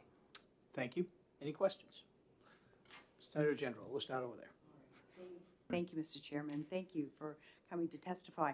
This is more probably of a statement and a question combined. As we know, housing prices have gone through the roof these last couple of years. How will this affect the mobile home parks? Will they do those evaluations on an individual housing basis, or will it be the park in general? And I guess I'm just envisioning in my mind, if the taxes go up incredibly high, that will also have to be transferred onto each mobile home with rent. So, yeah. I don't know what my question is, but just kind of visiting here. Thank you for your question, because it brings up some really important things. Taxes are the #1 driver of what causes rent to go up. Each of these ROCs, resident-owned communities, are incorporated as a consumer cooperative corporation in the state of New Hampshire. So it's the corporation we're talking about, not the individuals. So the total revenue that they derive from lot rents over the whole year is the measurement, the threshold there for the audit. And it's going to be either larger parks that have over 300 home sites that are obviously going to fall into the audit, or some smaller parks that are higher end that have very high rents that it will probably affect. But we want everybody to be subject to an audit, full audit, if they need it, but this will lower the bar for some others. And affordability is the important part of your question too, that if they're not spending $10,000 on an audit, we have some communities that only have, we have one that only has 4, but there are lots of communities with 25 or so homes. You would probably recognize those in your in Portsmouth, a great little community called Woodbury. That adds a lot to their rent when they have to do those kinds of audits. Senator Carson. Thank you, Mr. Chair. Good morning. Morning. I have a question about the dispute process. Ms. Smith gave us testimony about a water issue in the park that she lives in, where sometimes the water is there, it gets turned off, they're not noticed. How long does it take for someone to make that complaint to get a resolution?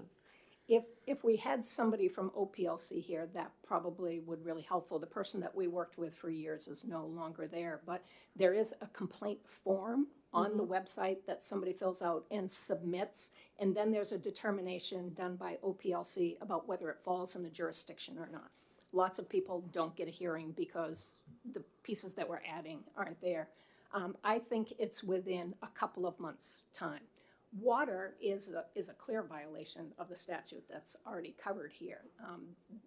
That could be a call to a town as an immediate emergent kind of issue, as opposed to an interpretation of rules or bylaws or something like that that the dispute resolution of the Manufactured Housing Board is intended for. Mr. Chair, it just seems kind of unreasonable to have a couple of months before this actually gets resolved, because again, and Ms. Smith, I believe, had mentioned something about trash. We all know trash attracts rodents, and it attracts other types of critters, whether it's raccoons or even bears going into the trash can. So if you don't have regular trash pickup, it could become a health issue. And to hear about water issues as well, I would think that that would be something that would rise to a higher level, as opposed to someone who's complaining that a neighbor has got their dog out and the dog's fouling on their lawn. I just wonder about this this process, and I know Ms. Courtney is here from OPLC, and I hope she can come up and testify, because that's troubling. There should be some sort of list of priorities when you get to this, where if it is dealing with those types of issues, that those should rise to the top so they can get resolved right away. And do you know offhand if there's a procedure if you have someone who is a multiple violator, that person comes to the attention, and maybe, I don't know what would happen with that person if they're not properly managing the park? I'm not familiar with any kind of repeat offender amplified penalty or anything like that. I haven't seen that in either 205A, which governs manufactured housing parks, or certainly 301A. And I work with resident-owned communities, and I haven't met Ms. Smith before, but I hear what she's saying, and I think this is otherwise a very consumer-friendly webpage that they have here, and maybe some change to this webpage would be really helpful for if your issue is, and if it's a criminal issue, they should call immediately to the police. If it's a health and safety issue, certainly there's somebody in the I think it was Nashua that deals with those issues that could be made clear on this website. Yeah. It's probably more of a comment than a question. And again, I go back to Ms. Smith because she's really the first member of the public that we've heard from. And this is her home. This is where she lives. And the landlord has responsibilities. And I can understand her concern that she's concerned about making multiple complaints because she lives there. She's concerned about retaliation. So how do we create a better environment for these people that live in these parks to make that complaint? There was another bill before Senate Commerce this year that talked about penalties for park buyers that end run the statute because the penalty isn't that severe, and unfortunately it was ITL'd that. But in fact, that proposed that an individual wouldn't have to come forward, but the group of homeowners or association would have standing to come forward. So it gives a little cover to a homeowner. And the exact reason why we proposed that was we have stories of retaliation against folks where the residents tried to buy the park, they were unable to, and then one of those residents was given so many rule infractions that they were forced to leave the community. With that said, like resident-owned communities, there are a lot of really, really good investor-owned parks in the state of New Hampshire that run really well, and it's a few rogue folks that we're talking about here. But in fact, I agree that there needs to be some path and some penalty for when that happens, because these are consumers. This is possibly the biggest asset that they've ever owned and will ever own in their life is their home, and it's also housing. Generally, if you are in a manufactured housing park and you are at those lower income limits, if you lose that house, you're couch surfing, or the likelihood of finding an apartment that you can afford. This living is always less expensive than a 2-bedroom apartment in the area. You could possibly be homeless. The final question I have is there any intersection between New Hampshire law governing mobile home parks and federal law? Federal law provides the standards that housing is made to. The HUD code is the building code, so you don't use a local building code for that. Other than that, it's locally controlled. It's local state law. Okay. I can't think of another scenario, Senator. Okay. Thank you. Yep. Any further questions? Senator Perkins Quokka. Yeah, thank you, Tara. And you just touched on something that I did notice while I was reading through the materials that were here. I mean, is there a reason that tenant association complaints are specifically excluded from this board? I mean, do we want to, especially considering this other bill has died, consider including them here? So this board's been around for since 1990. The law governing manufactured housing and the penalty provision has been around since the 80s. Yep. I don't think the New Hampshire Community Loan Fund was very active in in the drafting of those laws, and we may have not even hit these situations, had these issues arise before then. But there is a manufactured home owners tenants association that is a group of both resident-owned community folks and people who are from investor-owned parks. And in fact, maybe it's called MOTA, M-O-T-A. Maybe that in fact is the proper plaintiff if in fact there's issues. Yeah, follow-up, Chair. Follow-up? Yeah, I guess my question stems from the fact that, I'm sure the residents of these places are busy. I'm sure they're working. I'm sure they're getting to and from their job. They're doing stuff. And, there's, I guess, inherently a power balance we're trying to even out here where it's just this one individual resident who, doesn't have whatever it is that needs to be done, snowplow, and so they're already late to work, and it's like adding sort of the burden of bringing this complaint and everything to them when there might be a tenant association that exists that they may have already paid dues to. I mean, that just seems like a logical procedural correction to me. While we're in the business of just trying to give them a little bit more of a voice, but I don't want to throw a monkey wrench in. We would welcome that. Okay, That's thanks. an improvement. Any further questions? Seeing none, thank you both. So then I'm just going to I'm Elise McManus from the New Hampshire Community Loan Fund. Sorry, I didn't realize you hadn't. That's okay. And I'm an organizational trainer and a technical assistant for 18 ROCs across New Hampshire, one of which is Exeter River Cooperative. That's in your district, Senator Altshuler. And they're the largest ROC in New Hampshire with 392 homes.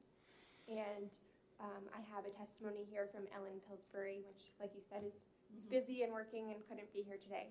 But she states, I'm in favor of the legislation being recommended in Senate Bill 203 to enhance the Board of Manufactured Housing's jurisdiction under RSA 301A. These changes would be very beneficial to our cooperative, helping to hold our board of directors accountable for following our bylaws, community rules, and the New Hampshire statutes. While ROC NH helps coach board members to have a clear understanding of what is expected of them, utilizing the Manufactured Housing Board to resolve disputes could further increase accountability. Moreover, adding an additional ROC resident to the Manufacturing Housing Board would better inform the board about the scope of issues ROC members face. Our board is important and what they do matters. Creating a system that ensures they take responsibility, be held accountable, and maintain a fair and balanced treatment with all members would be a tremendous improvement to our community. These legislative changes would help them do just that. Thank you. Thank you. Any further questions? All right, seeing none, I think you're free. Director, would you like to speak for a little bit? I know you're not on here, but I think there was some questions perhaps that you could answer.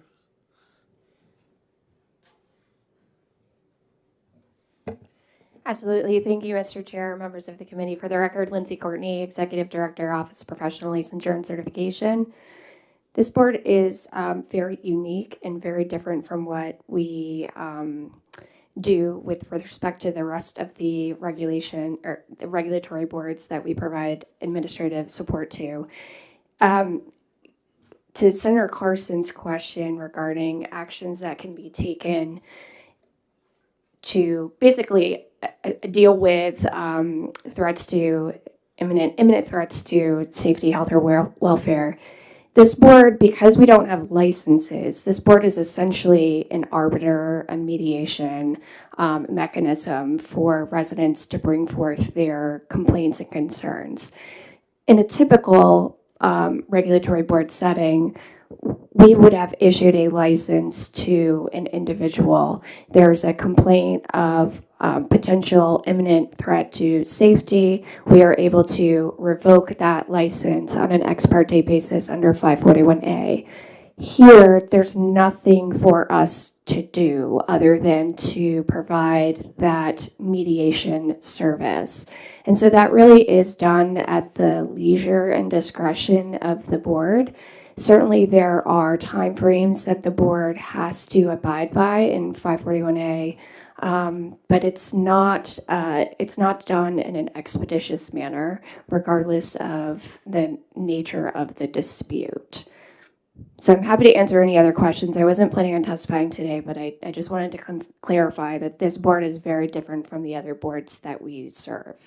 So for my own clarification, OPLC really just oversees this board to make sure they follow the process, and the complainant's real course of action is through the court system.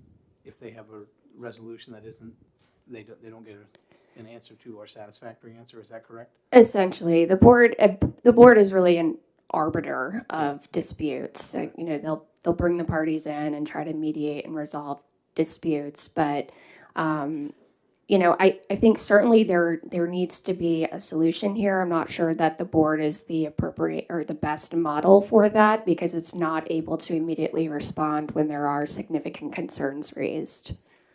Okay, thank you. You're welcome. Any further questions? Thank you. All right, let's bring Aaron DeBarco, okay. And you're representing the Rock of New Hampshire. And Rock of New Hampshire is a program for the New Hampshire Community Local Fund. And this will be very brief. Oh, sorry, turn your mic. Thank you. My name is Erin DeBacco, and I work for the New Hampshire Community Loan Fund as a technical advisor to 29 resident-owned communities, which we shorthand to ROCs. Most of the ROCs I support understand the statutes and bylaws which govern them and practice them in good faith. From time to time, though, these practices break down, or the members of the ROCs believe that they do. These concerns can usually be resolved through training and good communication. In rare cases, they cannot. And in these cases, members of the ROC have no outside authority to hear or evaluate their concerns. They have no body to turn to who can hold their boards accountable for that board's behavior. When they need such a tool, they need it. Please support this bill and help themselves and help people who find themselves in this situation. Thank you for your testimony. Any questions? Thank you. That was very good. Nice and short. We like it. Diane Benoit from the Hodges Property Management.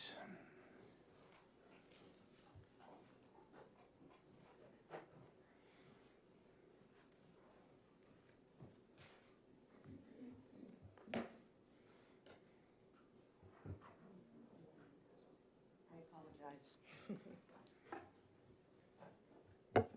Good morning. I brought one. I apologize for that. I'm a newbie.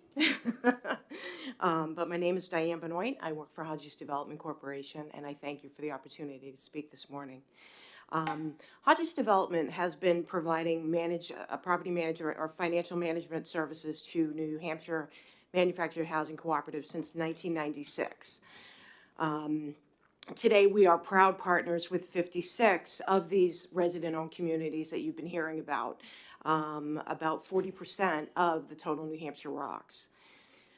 At a time when affordable housing is at the forefront of public discussion and a critical factor in keeping people housed, it seems that these communities of low to moderate income housing is being overlooked. ROCs are unique in that they offer affordable home ownership opportunities to many of these families. Unfortunately, these communities are also dealing with infrastructure needs that have been deferred many times by the previous owner. The repair and replacement of water, sewer, roadways are vital resources to them and must be improved. Annually, as part of what Hodges Development does for these boards of directors, is draft a budget based on anticipated expenses and planned improvements. There are many areas in which these communities have little control over these escalating costs: utilities, real estate taxes, water and sewer, and have to propose a rent increase. These increase in revenues also have a negative impact in that it puts these cooperatives and its members over a threshold that is now currently on the books. And that requires the audit. And this is primarily what I'm talking about today. These audits, as Tara mentioned earlier, are ranging between $7,000 to $10,000. It's yet another cost that these communities have very little control over. It's a struggle for these volunteer board of directors to propose a $30 to $100 lot fee increase, understanding that they themselves and their members are not able to afford this. They must balance the needs of their membership, many of whom are on fixed incomes, with that of the much-needed improvements that need to be done. We respectfully request that you review and accept the updated language to SB 203, understanding the need to adjust the revenue thresholds for the audits that were originally established in 1990. And I thank you very much. Thank you for testimony. Any questions? Seeing none? Thank you. Okay, I think we'll go back to Kim Capon? Nope, maybe I'm not reading that right. I'll let you introduce it. The male version. All right. Okay. My name is Kim Capon. I did read it right. First of all, thanks for having me here and for entertaining this bill. My name is Kim Capon. I live in Goffstown, New Hampshire, in a resident-owned manufactured housing community. I'm here to speak in favor of changes to the membership of the Board of Manufactured Housing. Specifically, I am in favor of more representation of the Board of Manufactured Housing residents, especially of those that live in resident-owned communities. In many cases, they have lived through the same issues that this board tries to sort out with residents who come before them with concerns they have in regard to fair treatment. Collectively, as a cooperative, they own the land, and personally, they own their homes. The same as with investor-owned parks, they pay a lot fee. They also live by a set of rules and bylaws. I serve in several organizations that support peer-to-peer resident-owned community boards in pursuit of good governance using basic democratic and cooperative principles. The residents who participate in these forums learn from each other and find ways to work together. These board members have fiduciary and landlord responsibilities as well. They come up with solutions that have been tried and work. We emphasize that good communication, total transparency, solid listening skills go a long way in resolving conflict and improving the quality of life for those who reside there. Having at least two of these residents along with the investor-owned residents on this board can bring a perspective that this board would be blessed to have as they seek to find common ground and justice for those feeling wronged. I am also here to speak in favor of expanding the thresholds of audit requirements of resident-owned communities. These thresholds are very much outdated. The communities are low to moderate income communities, and with the escalating cost to purchase them, many are being forced to move out due to escalating lot fees. A community that needed only compilation in 1990 is now required to have a full audit. The community has grown just as the values and the cost of maintaining the community, and therefore the lot fees continue to go up. This unsubsidized affordable housing stock is vanishing every day because of escalating values and developers changing the use of the land. There are many ways legislation can level the playing field, but that is for another day. Smaller communities are having to spend more for an audit because of an outdated requirement for one. My hope is that the legislature would make an adjustment to these thresholds to better reflect inflation, the thresholds that are more relative to a community size. Thank you for your testimony. Senator Carson. Good morning, Mr. Kemp. Thank you for being here. You use the word transparency, so that causes me to think about when a new resident moves into the park. Are they given a copy of the bylaws of how the park is to be run? Are they given in that packet, if you want to call it that? Is there a method that's described if there is a dispute resolution, how that the resident can access that resource if they have issues? Every community has its own bylaws and rules, and a lot of them most of them have conflict resolution as a topic in those rules. So I would say the answer to that is pretty much yes. I think that it can be expanded upon, especially with an opportunity like with legislation like this is being proposed, that that kind of language might be in there as well to support community members and residents and being able to, if they can't get resolution within their own community, they have a place to go. I mean, there's a lot of great communities out there that are doing great work and serving their residents well, and there's some that are struggling and they just need this kind of support, that they know they have a place that they can go. I talk to a lot of residents across the country as well as throughout New Hampshire, and something like this would be invaluable in terms of them feeling like they're not stuck in a situation that's intolerable. Thank you for answering my question. Actually, I have a question you kind of made me think of. This is kind of a new area for me. It's not one I've had a lot of experience in. Sure. Do you have a conflict resolution process within the community itself prior to it going to this board? Yes. In most communities, particularly in mine, any resident can bring a complaint before the board, and the board is required to hear it. The board being the board of the community itself? The board of directors of that community. Gotcha, okay, thank you. And then from there, if there's, they can go to this board that we're working on as the next one?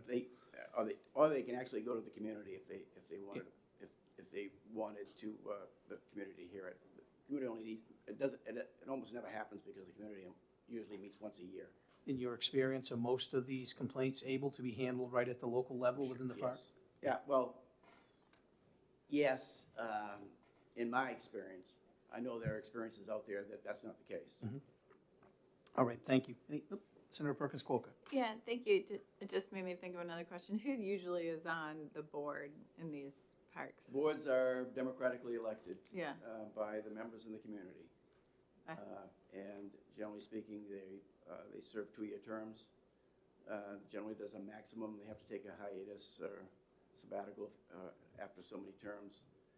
And unfortunately, especially in smaller communities, 1 or 2 members in the board can commandeer enough residents to keep getting reelected. And so all we're trying to do is make sure that we keep boards honest and democratically controlled. Follow it? And you made reference to the meeting once a year, but I assume if there was like a dispute or an issue, they'd have a special meeting. They do call emergency meetings of the membership. Yeah, okay. Any further questions? Well, thank you for coming in today. We appreciate it. We have Mark Tay.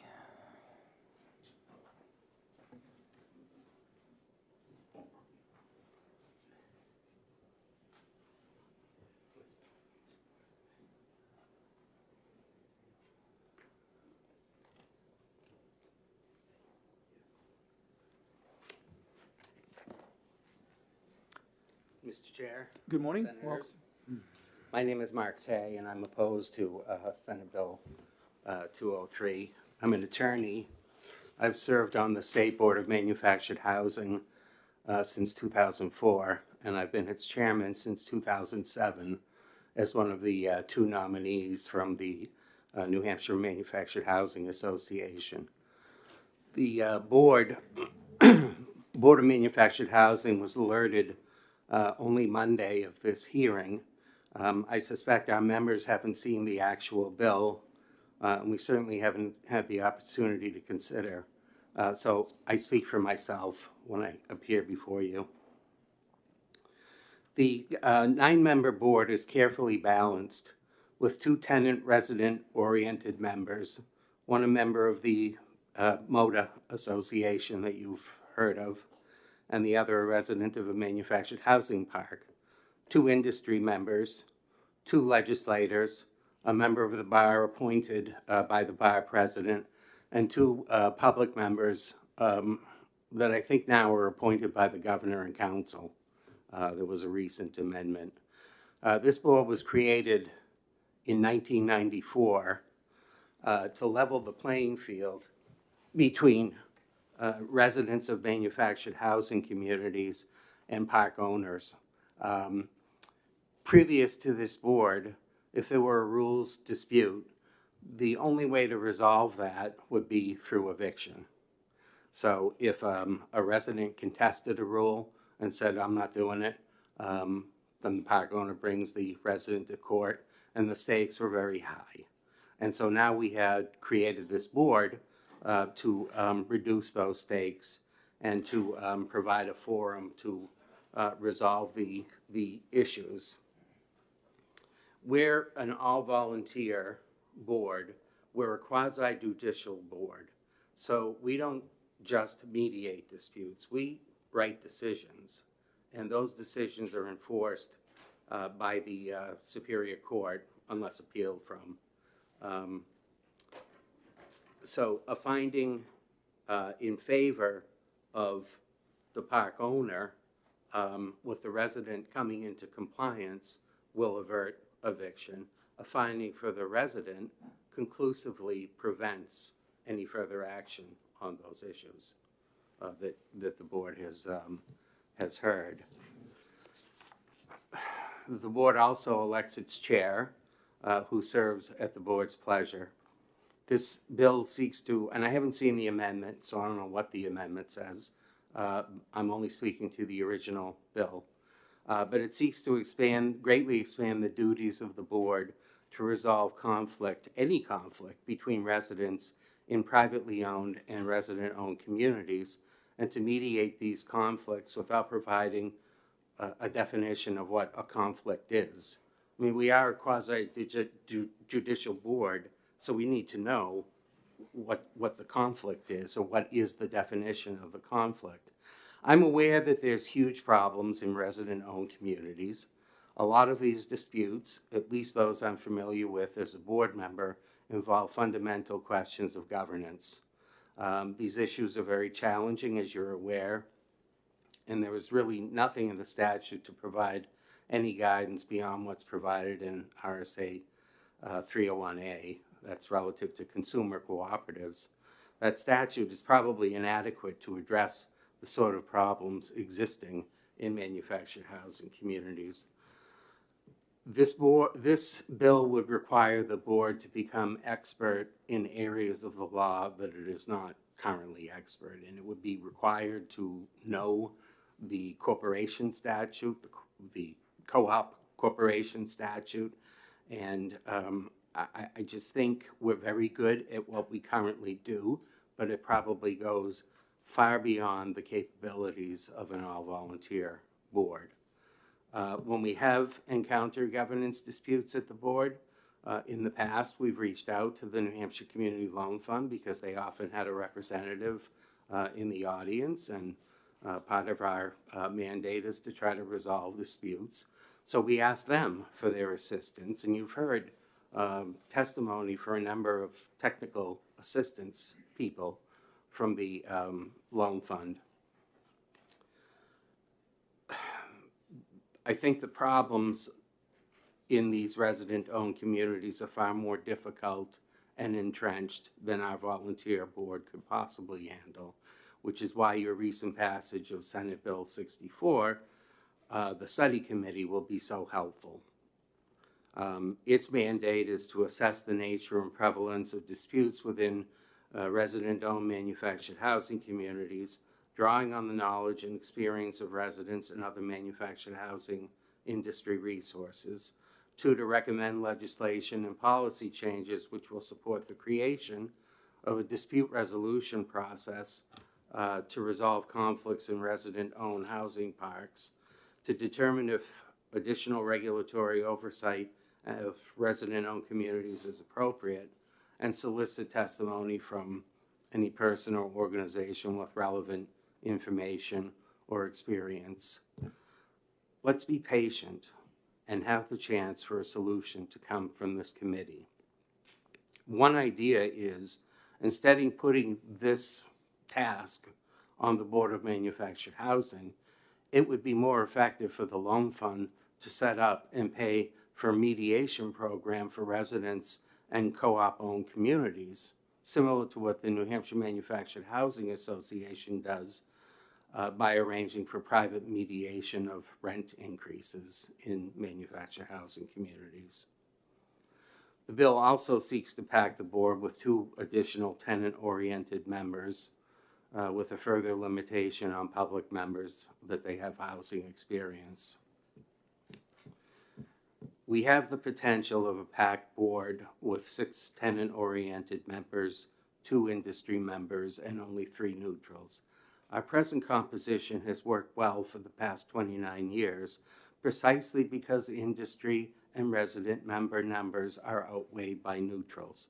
Perceptions are all important with this board, and it's gained a lot of respect over the 29 years that it's been operating. Changing it to suit the interests of the loan fund is probably not such a great idea. The term limit provisions on the chair to 2 consecutive terms puts limits on the pleasure of the board to elect its chair. It also makes me think that someone at the loan fund doesn't like me. But there's always an argument for change. And on the other side, there's a benefit to consistency and continuity.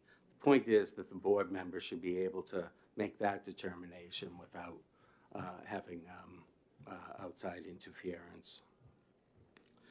Finally, the proposed amendment requires the board to make a specific finding that there's no violation of law in its written decisions. I will only say that this added provision would not be helpful in the way that its proponents really intend and may disadvantage a resident appearing before us.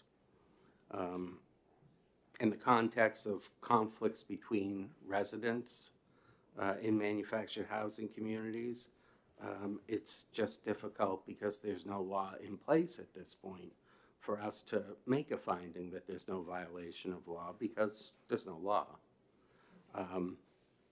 This is something that would be left to the study committee.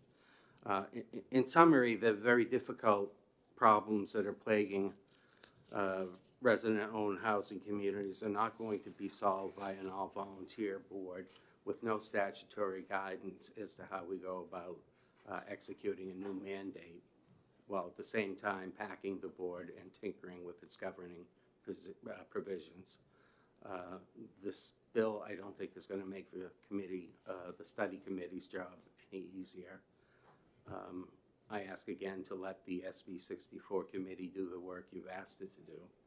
And thank you for your time, and I respectfully ask that you kill this bill. Thank you. Any questions? Seeing none, we appreciate your testimony. Thank you very much. David Kirsch from Brookside Cooperative.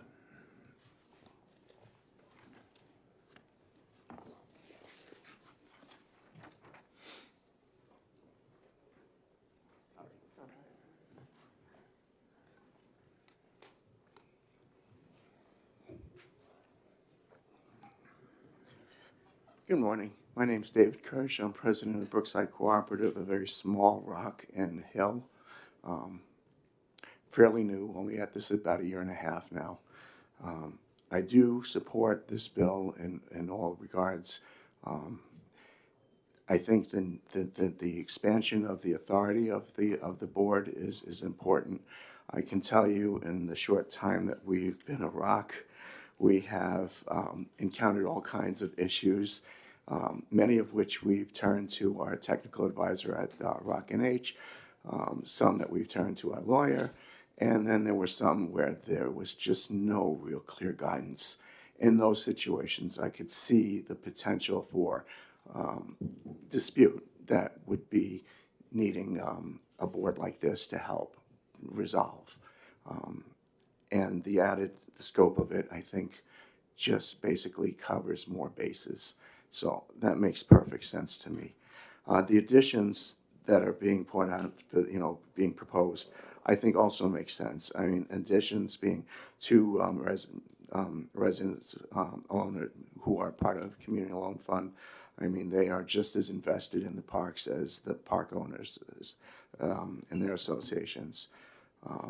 The other addition being a member of an advocacy group that has, but with the stipulation that this person have knowledge of housing brings another person or subject matter expert into the board.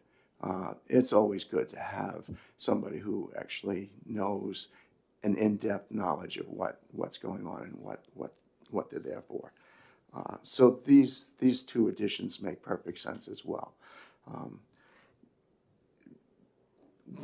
I can't speak for everybody. I can speak for those in my park, but also as a member of MOTA, which you've heard about, the Manufactured Homeowners and Tenants Association.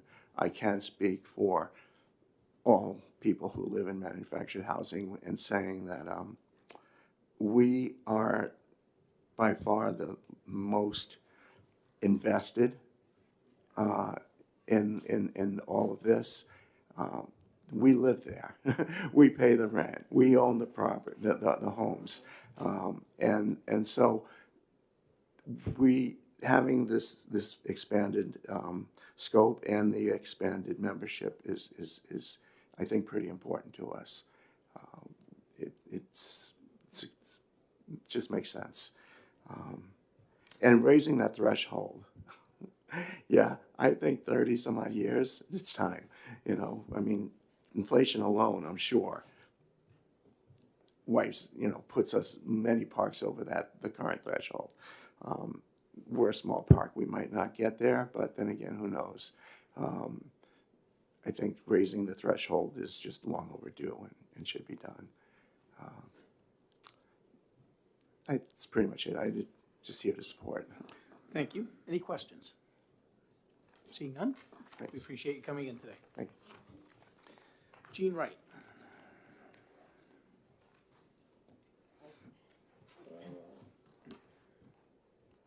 Good morning. My name is actually Betty Jean Wright. I signed in under the name my friends call me Jeannie. And I appreciate your time this morning. I actually represent the public, and I live in a resident-owned community in Exeter. So Senator Altshuler, I've actually written to you recently, and I'm looking forward to catching up with you. I've actually lived in my community for more than 15 years, and the entire time I've lived there, I've actually served my community. We are 52 units, and we are a democratically controlled membership.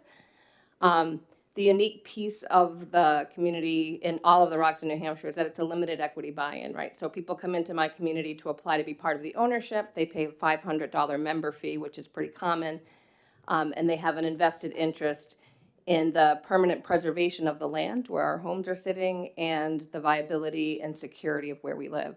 And in Exeter, I can tell you that if you can live in Exeter where we do for under our housing footprint about $800,000 a month, tell me where in Exeter you can live for that. Pretty much nowhere. We do elect a board of directors every year. I currently serve as the board president. It's my first term as board president. I served in every other role below that before this. But I do serve my community well because I feel like it's the obligation that I have to remain affordable for the rest of my life because that's how long I plan to live there. And again, we are just one of 145 in the state. There are many communities you probably never hear about that do things really well. I believe that we are also manufactured housing park owners. We're not just a corporation, right? We're exactly like an investor owner, except our management comes from within. So, as an elected board member, I will tell you that it's not always easy. It's not always easy when people have disputes, and it's not easy when people don't see clearly. And I will clarify that when folks come into my community, they do get a set of rules, they get a set of bylaws, they get a membership packet that tells them about cooperative living. And in our rules, it's required by law that they get a notice required that says they can refer to the laws of 205A for direction, which is kind of interesting because those refer to manufactured housing, right? So we're definitely a manufactured housing park, number one. I think that the reframe of this bill is super important. And I'm going to go backwards a little bit, talk about what Attorney Tay talked about in SB 64, because I also testified on that bill. I think that when we single out disputes that happen in resident-owned communities, it's kind of a classist move, and it promotes a little bit of a stigma for me. It really didn't set well with me when I thought, okay, so I'm serving on my board of directors in my community. I have corporate governance and state laws. We have an attorney on our hand to help out when things get messy. And we have a disgruntled homeowner that doesn't like that decision. And I don't know about you guys, but there's a lot of people these days that don't like decisions that are made even when they follow the rules of the law and the process. So SB 64 basically says that those people now may need a special committee to go to hear their disputes. And I can tell you personally that as a leader in my community, that really makes my stomach flip upside down because I think to myself, somebody said earlier, like, this is my workday today, right? I pulled myself out of my workday to be here. The folks that live in my community are working class, and I do not want to serve if there's a risk that somebody just doesn't like what's going on and the dispute's really just that they need somebody else other than their neighbor to be heard from. It's a challenging, slippery slope. I really think it could be detrimental. SB 64, in my opinion, is detrimental to leadership development across the state. We're talking about thousands of homeowners in this state. And a few of them have been really upset lately and come to state testimony hearings to say, I don't like what's happening. Sometimes you don't get your way. That's what, to be honest. I really think that the reframe of the Manufactured Housing Board, which I've actually been pulled to a Manufactured Board hearing before in my duty as a board leader, I think broadening their scope makes the most sense because, in fact, we are a manufactured housing park. We're still leasing the land to the tenant, although it's through a corporate membership. Yeah, it might take a little more robust personnel. I love the amendment to this that talks about people who have housing-related interests because these are housing issues. These are not I don't know if I know they do hear installation, but if there's disputes, it's usually related to housing. And at the end of the day, nobody wants to evict anybody or show up in a courtroom with somebody. And sometimes people really just need a place to be heard. I think centralizing it and putting it into the pool with manufactured housing makes sense. Having something separate feels really uncomfortable to me. I get excited about the thought of maybe being even involved in something like that because I think there's a lot of things that that we do need more advocacy for. I will tell you this: I recently went to the OPLC website to see the board, and from what I read on the website, at least, all of those positions are expired or vacant, most of them. So I don't know if they just haven't updated their website, but I also heard that if you call the Manufactured Housing Board to be heard, you talk to the lobbyist for the Manufactured Housing Association. So that's not very friendly in my book. I'm not going to call and talk to a lobbyist who represents the Manufactured Housing Association if I have a complaint with my community owner, which in my case, I'm the manager of my own community. It's kind of weird, but I can still call. Anyhow, so, you know, if ownership isn't handling matters, we do have an attorney. And I'll be forthcoming to say that the Community Loan Fund's fantastic, and oftentimes I know that they provide good training. We have all the resources. We've been a co-op since 1998 where I live, and there's 6 or 7 in Exeter now in your district, just so you know. But it really is important to say that, you know, if I was an investor owner and somebody came up to me and they didn't like the way I decided how I was going to manage my park, I have the final say. And it's kind of the same thing. It's just a little tougher between neighbors, right? Because they're kind of like, well, that's my neighbor. How come she gets say? And it is a power thing in a sense, but investor owners and resident ownership, we're both operators. We should be seen under the same board. And I think freeing up that study committee, to me, that's a use of resources. And it's frightening to a lot. I have a lot of leaders that I talk to throughout the Seacoast region. We're all saying, if that happens, I don't know if I definitely want to feel like I'm being singled out. And I also do believe that the addition to 301A30, I'll give you an example, increasing the limits for audits. My community's income is about $230 a year. So in another $20,000, if we have to increase the rent, it's going to double the cost of our annual CPA review. And that's going to increase our rent another $15. And in a smaller park, it makes even more of a difference, right? We don't have a lot to absorb that. So we are fighting to keep ourselves affordable. We have a lot of folks that live on fixed incomes, either disabled or retired, and we love the fact that we're keeping them housed. We know that they can live there. Every bit of our savings gets reinvested back into the community. We've done $1 million worth of improvements in the last decade. So we want to keep people living where they're at affordably. So just to summarize, I really think that we all need fair treatment. I think that manufactured housing communities, no matter resident-owned or investor-owned, should be the same sounding board. I think letting SB 64 gain traction is going to demise the experience of people stepping up to serve their communities because I think it's risky. I believe that whether you're investor-owned or resident-owned, we could see a lot of value in strengthening that board and their purview. And reducing the income amount that triggers a full audit is a win for everybody. So, thank you. Thank you for your testimony. Any questions? Seeing none? Okay, appreciate it. Diane Lavasser.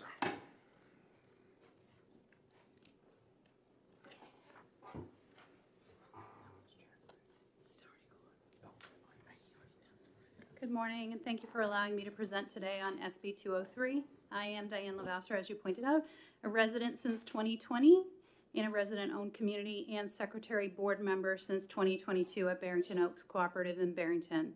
Upon joining the board, it was important to me to read the rules and bylaws as well as seek education through ROC NH. This means that the members deserve representation by the board to review and provide follow-up per our bylaws and our rules. I have noted that the board doesn't always follow the bylaws and rules, which leads to member dissatisfaction. It also leads to friction and mistrust within our cooperative. While on the board, I have been unable to change key problems through trying to reach agreement with other board members. As the secretary, it's my responsibility to notice our members of our meeting dates and times. I did this in December for all of our monthly meetings through the year of 2023.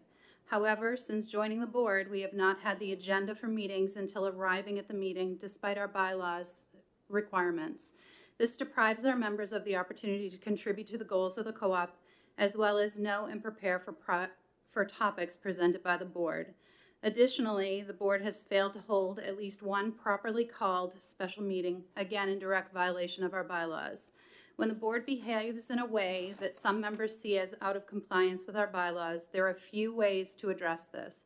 I am testifying today to ask you to pass SB 203, give the Manufactured Housing Board jurisdiction over such issues as properly noticing meetings or holding special meetings as required. I would support a board that would hear members' concerns with board performance related to noticing and holding special monthly and annual meetings. Thank you.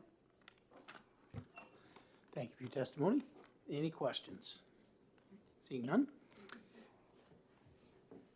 Scott Mendoza, that's our final one on the list. But I see we have another.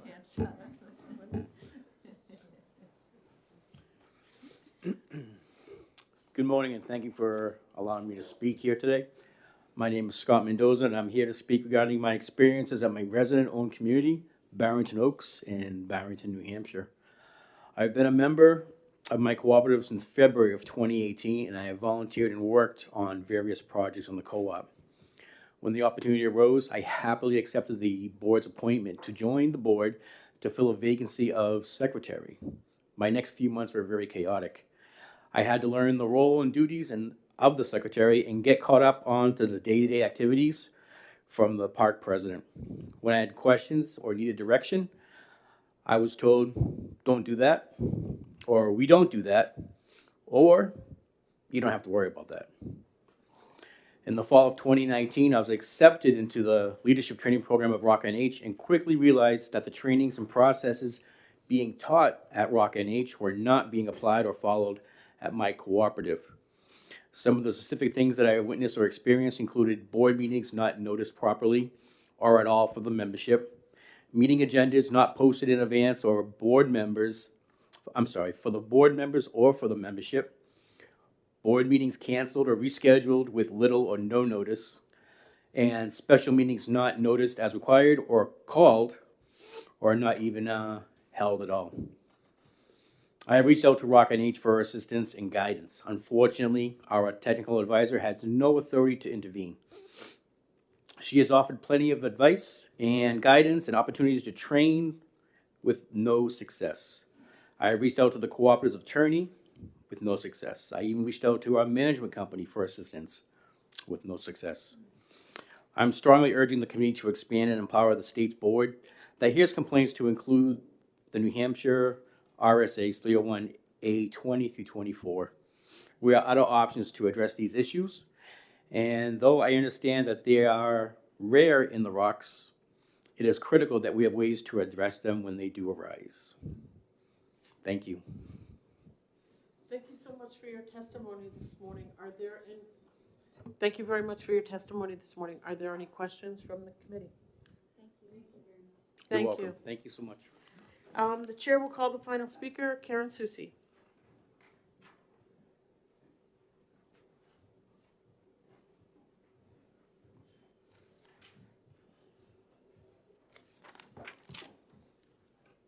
Good morning, Madam Chair, members of the committee. I apologize I wasn't prepared to speak. I just think there's a few clarifications that need to be addressed.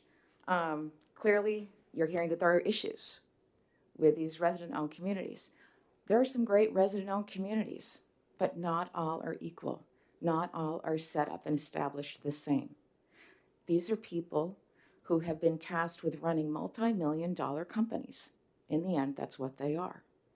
And when there are issues with residents and their boards, there's not a lot of opportunity to resolve these conflicts. Because when you take your concern to the board and you're saying, board, you're not following the rules, you're not following the bylaws, what is the board going to do? They're not going to change their mind. So yes, there is something that needs to be done. I do not agree that it is with expanding the jurisdiction of the Board of Manufactured Housing. There is no FN associated with this bill. I'm disappointed that unfortunately the director was not able to share with the committee the cost, the potential cost that would take to pass this. Another clarification I'd like to make is that when someone calls the State Board of Manufactured Housing or the OPLC, they do not speak with me, the lobbyist for the New Hampshire Manufactured Housing Association. We are not a state regulatory board. We're a trade association, so I'm not sure where that came from. The only thing I can think of is the fact that this came forward, not this bill, but other iterations, is because residents ended up calling me because they had disputes with their boards not following the bylaws, reached out to the New Hampshire Community Loan Fund, who is the lender, and did not receive any resolution. So they were sent to me. I didn't want the call. I literally have been thrown into this. So I received a gazillion calls, and I thought, this is crazy. Something needs to happen for these people. I'm tired of getting the calls. And so we said, let's do something. And that's why I'm not sure if I'm permitted to speak to another bill, but Senate Bill 64 has already passed the Senate. And it attempts to bring all parties to the table to resolve these issues. They've been going on for years. Clearly, the testimony supports that. So in the end, it's a voluntary board. There's no money associated with it. It's going to get a lot of complaints. That's all I have. Any questions? Thank you for testifying. Former Senator Clegg, would you like to share a few words with us? I know it's lunchtime, but Oh, we got a few more minutes. first thing, thank you, Mr. Chairman, members of the committee. My name is Robert Clegg, and I'm here to confess that in 1994, I was part of that committee that made sure that the park owners had the upper hand. It was a new time, a new way of doing things, and we wanted to make sure that nobody was harmed by what we had done. Since then, there's been a lot of changes, a lot of things have been done.